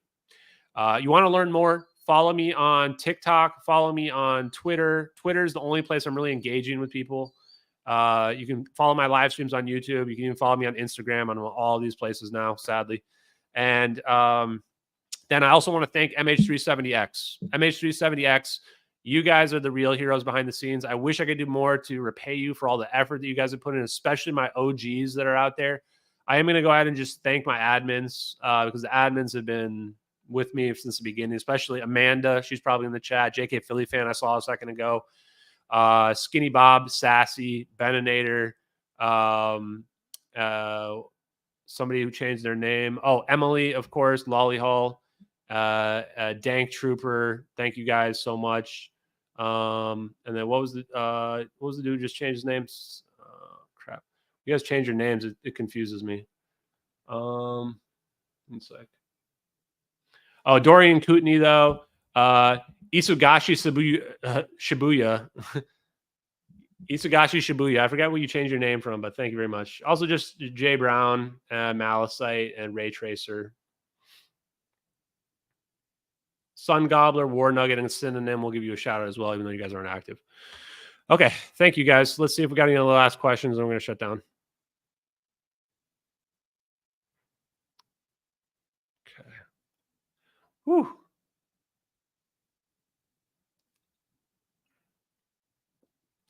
Yeah. Hey, thanks, Jeremy. You know what, Jeremy? I am thinking about doing the thing on Friday with you. Just because. Why not? Maybe I'll just do that in place of my normal live stream. Save on a little bit of time. And we can talk some science and what have you. Oh, Discord link. Yeah. Okay. Oh, let's see. Hopefully we don't get some trolls in this Discord link. Actually, I'm going to do a new one. So if you want to join the Discord, there's so much content. I can barely keep up in the Discord myself now. I did just post a link to the Discord in the YouTube comments. I will go ahead and post that so people can see it. My mods are going to have to be on it because we're probably going to get some trolls. Oh, I'm just drinking a beer here. Nothing special tonight. I normally drink martinis, but I've been away from the martini thing for a month or two. I like Pilsners normally, but I'm not really a beer guy in general, honestly. Oh, good question. Thank you, number 6, for the donation. Do you know Joseph Farrell? Yes. Guys, you're actually, you know what? Maybe I'll play this clip for you guys. So, because there's so much, like, again, when I say there's so much evidence, like, I didn't even go through half of it with you guys. I gave you guys in the Candace Owens interview, like, just the bare minimum to really convince people. Joseph P. Farrell did an interview right after the plane disappeared, like just days after. And he like nailed it. I think it's this one. Let me see how long this is. I'm extremely skeptical, Georgianne, at this point of the... So listen, this is Joseph B. Farrell. Joseph B. Farrell is talking about some like Nazi plasma tech and plasmas can be conscious and stuff like that, like way ahead of everybody else. He does this interview about MH370. This is just crazy. Listen to this. Conflicting stories, because what it appears to me is what's going on is that everybody is, they're obfuscating the data, which is first of all a sheer classic sign of intelligence agency involvement in an event to obscure the data to the point that no one can interpret what really went on. Other scenarios that include 20 passengers apparently working for a semiconductor computer company that they suspect may have been involved with black projects. There have been allegations that the United States used some sort of super weapon and made the plane disintegrate or disappear to send a message to Putin or to send a message to the Chinese. To disappear a plane requires an exotic technology. To disappear a plane and make it, so to speak, teleport somewhere else, again, would require just ginormous amounts of energy. But I'm entertained. Okay, just what? You guys have to realize I didn't find this video until like March of this year. So like halfway through this thing. Yeah, like what? I tried to reach out to Joseph P. Farrell, be like, who told you this, bro? Who told you this? Who told you that it was a message to China or to Russia? Who told you about the Freescale semiconductors using black projects? Like, who told you about we have teleportation super weapons? Nobody in the fucking world was talking about teleportation super weapons in 2014, days after the plane disappeared. I'd have thought you're out of your mind. I saw this and I was like, what, bro? What? Maintaining that scenario, if one is looking at such a technology being used to convey a message, the question is whose technology and who is the message intended for? With all the satellite coverage of the area, they would have known immediately the moment the transponders stopped functioning. Right. China, the United States, India, at the minimum, would have been on alert for a possible hijacking, and they would have been focusing all of their satellite and naval resources on trying to find that aircraft. The idea that the United States attacked the plane and brought it down because well, so he nailed all of it, right? Like, he's like, of course the satellites would have seen it. The moment you have a Boeing 777 going rogue, everybody's satellites would be looking for that plane immediately. We're tracking, like, people are like, you're not tracking every plane. Yeah, we're tracking every plane that goes rogue for sure. 100%. We're tracking every plane that goes rogue. Like, he figured this all out, but you can tell what did Joseph P. Farrell miss? I'm going to criticize him here. He said, oh, it would take this huge amount of energy to teleport the plane. You don't need a huge amount of energy when you have access to negative energy. It's so important to understand this idea of negative energy is just reducing, going below sea level. Going below sea level in the ocean of energy is negative energy. It's not some exotic substance. This is what Joseph P. Farrell didn't understand. This is where Joseph P. Farrell is like clearly a super smart guy. I don't know who he's connected to, but he's talking to people that know shit. But he doesn't understand the science and physics enough. If he understood the science and physics of it, he probably would have solved MH370 before everybody else. I literally could not believe what I was listening to when I heard this back in March. It blew my mind. I was like, how did this guy figure this out? He's nailed it. This is exactly what I determined. Exactly. Because there were defense scientists on board that they were afraid of defecting to China and so on and so forth.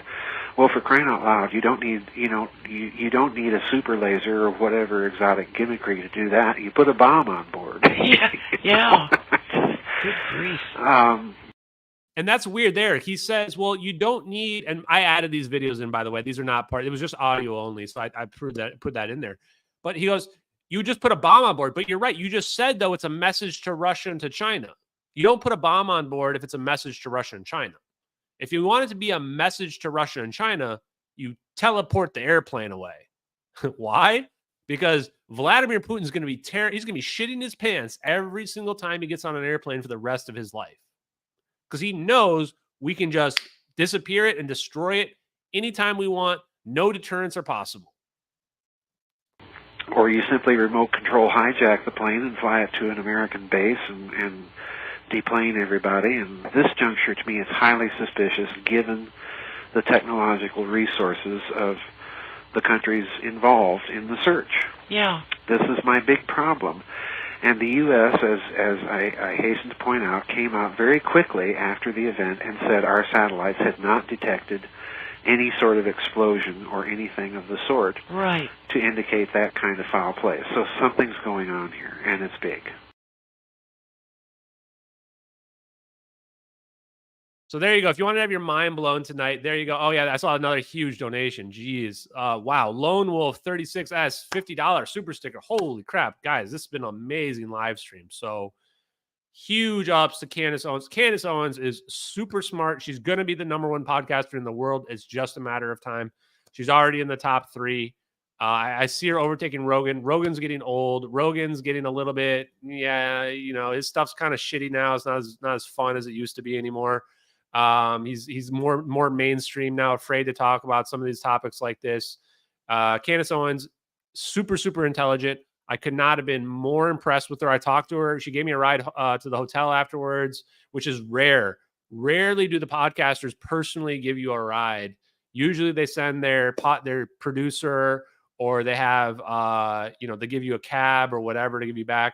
I talked to her even more after that. Just an awesome person.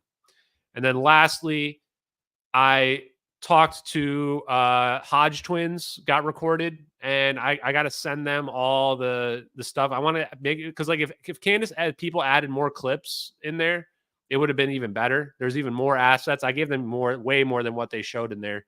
And they messed up and they posted a couple of the wrong clips, but it's fine. It's fine. The only people like me that know like all the stuff we're going to notice are some of the MH370X people. But the Hodge twins one is, if you thought that was good, guys, the Hodge twins one is going to blow your mind. Like literally blow your mind. With the Hodge twins, I talked about like maybe 25 to 30% of it was the plane stuff and like the highest level stuff. And then it was like let's get into the physics. Let's get into the crazy shit. Let's start explaining like why they're covering this up, why they're hiding this science from us. I started name dropping the Hal Pudofs, Eric Davis, all these guys that are the scientists that know. I think it's going to be just insanely good.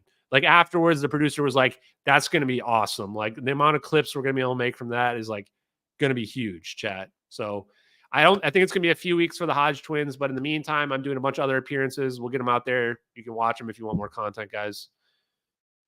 The Y files didn't respond back to me and their emails bounced back. So if anybody out there knows the Y files, if they want to do something about it, I can give them my stuff again. I've got a list of a bunch of assets. Depends on how much information they want from me, but they would easily be able to make an hour-long video about the case. And they would, Y files would get 4 or 5 million views probably. It'd be one of their biggest ones for sure.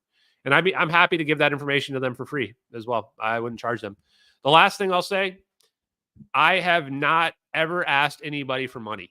I found out that some of these people that go on podcasts, like they get paid to go on podcasts.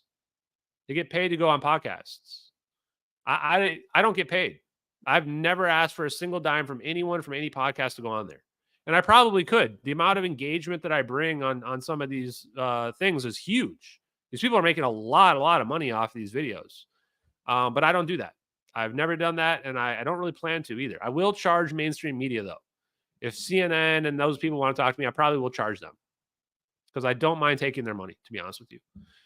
So I just wanted to point that out as well. They do pay for travel. I don't pay for travel, but actually I do pay for my own like Uber rides and stuff like that. They don't reimburse you for that.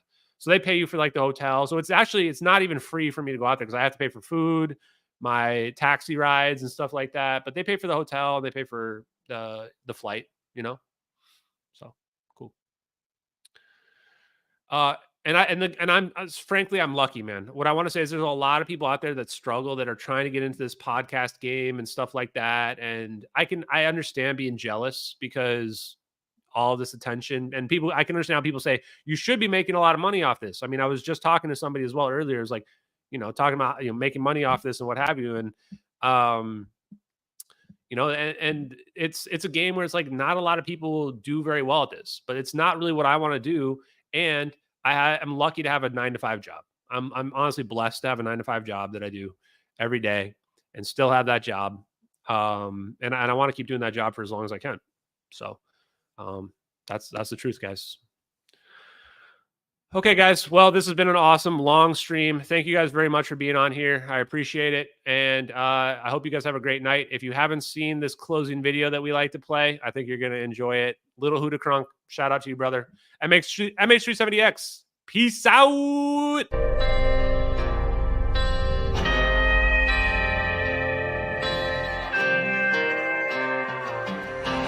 Out in the fields where the skies are wide, talking about a journey through the cosmic ride. Einstein and Thorne, they set the stage for a trip through time across the space age. Wormholes connect distant points in space, traversable paths to a far-off place. No black holes pull, no crushing weight, just a cosmic tunnel to a distant gate. Talking wormholes, stargates, negative energy, travel through the cosmos, it's our destiny. MH370, where did it go?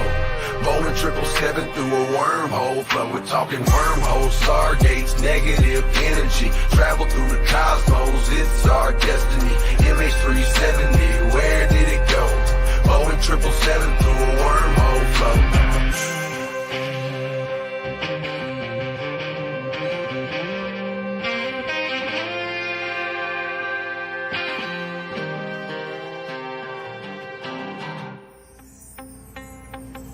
Exotic matter, negative energy's the key to stabilize the wormhole for you and me.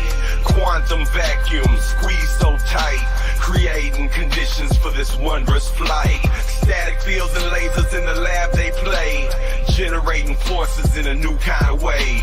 Gravitational squeezing, Casimir's force, negative zones we need to stay the course. Talking wormholes, stargates, negative energy, travel through the cosmos, it's our destiny. MH370, where did it go? Bowling 777 through a wormhole flow. Thin shell formalism plates so fine, spherical geometry we realign. Energy conditions that we must defy. For a stable wormhole, let's give it a try.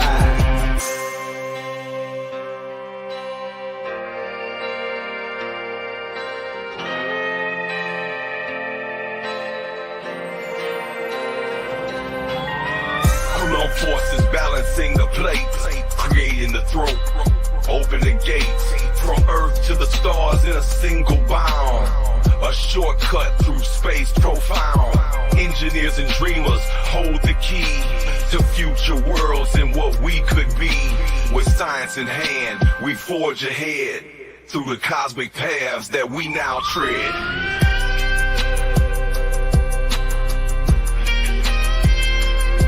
We're talking wormholes, stargates, negative energy. Travel through the cosmos, it's our destiny. MH370, where did it go? Boeing 777 through a wormhole flow. From the fields to the stars, we break the chains. Understanding the universe, we make the gains. Lil Hula Crunk shines, bringing truth to light. Through his music, we'll explore the night. With wormholes and stargates, our path is clear. Exploring the cosmos, our future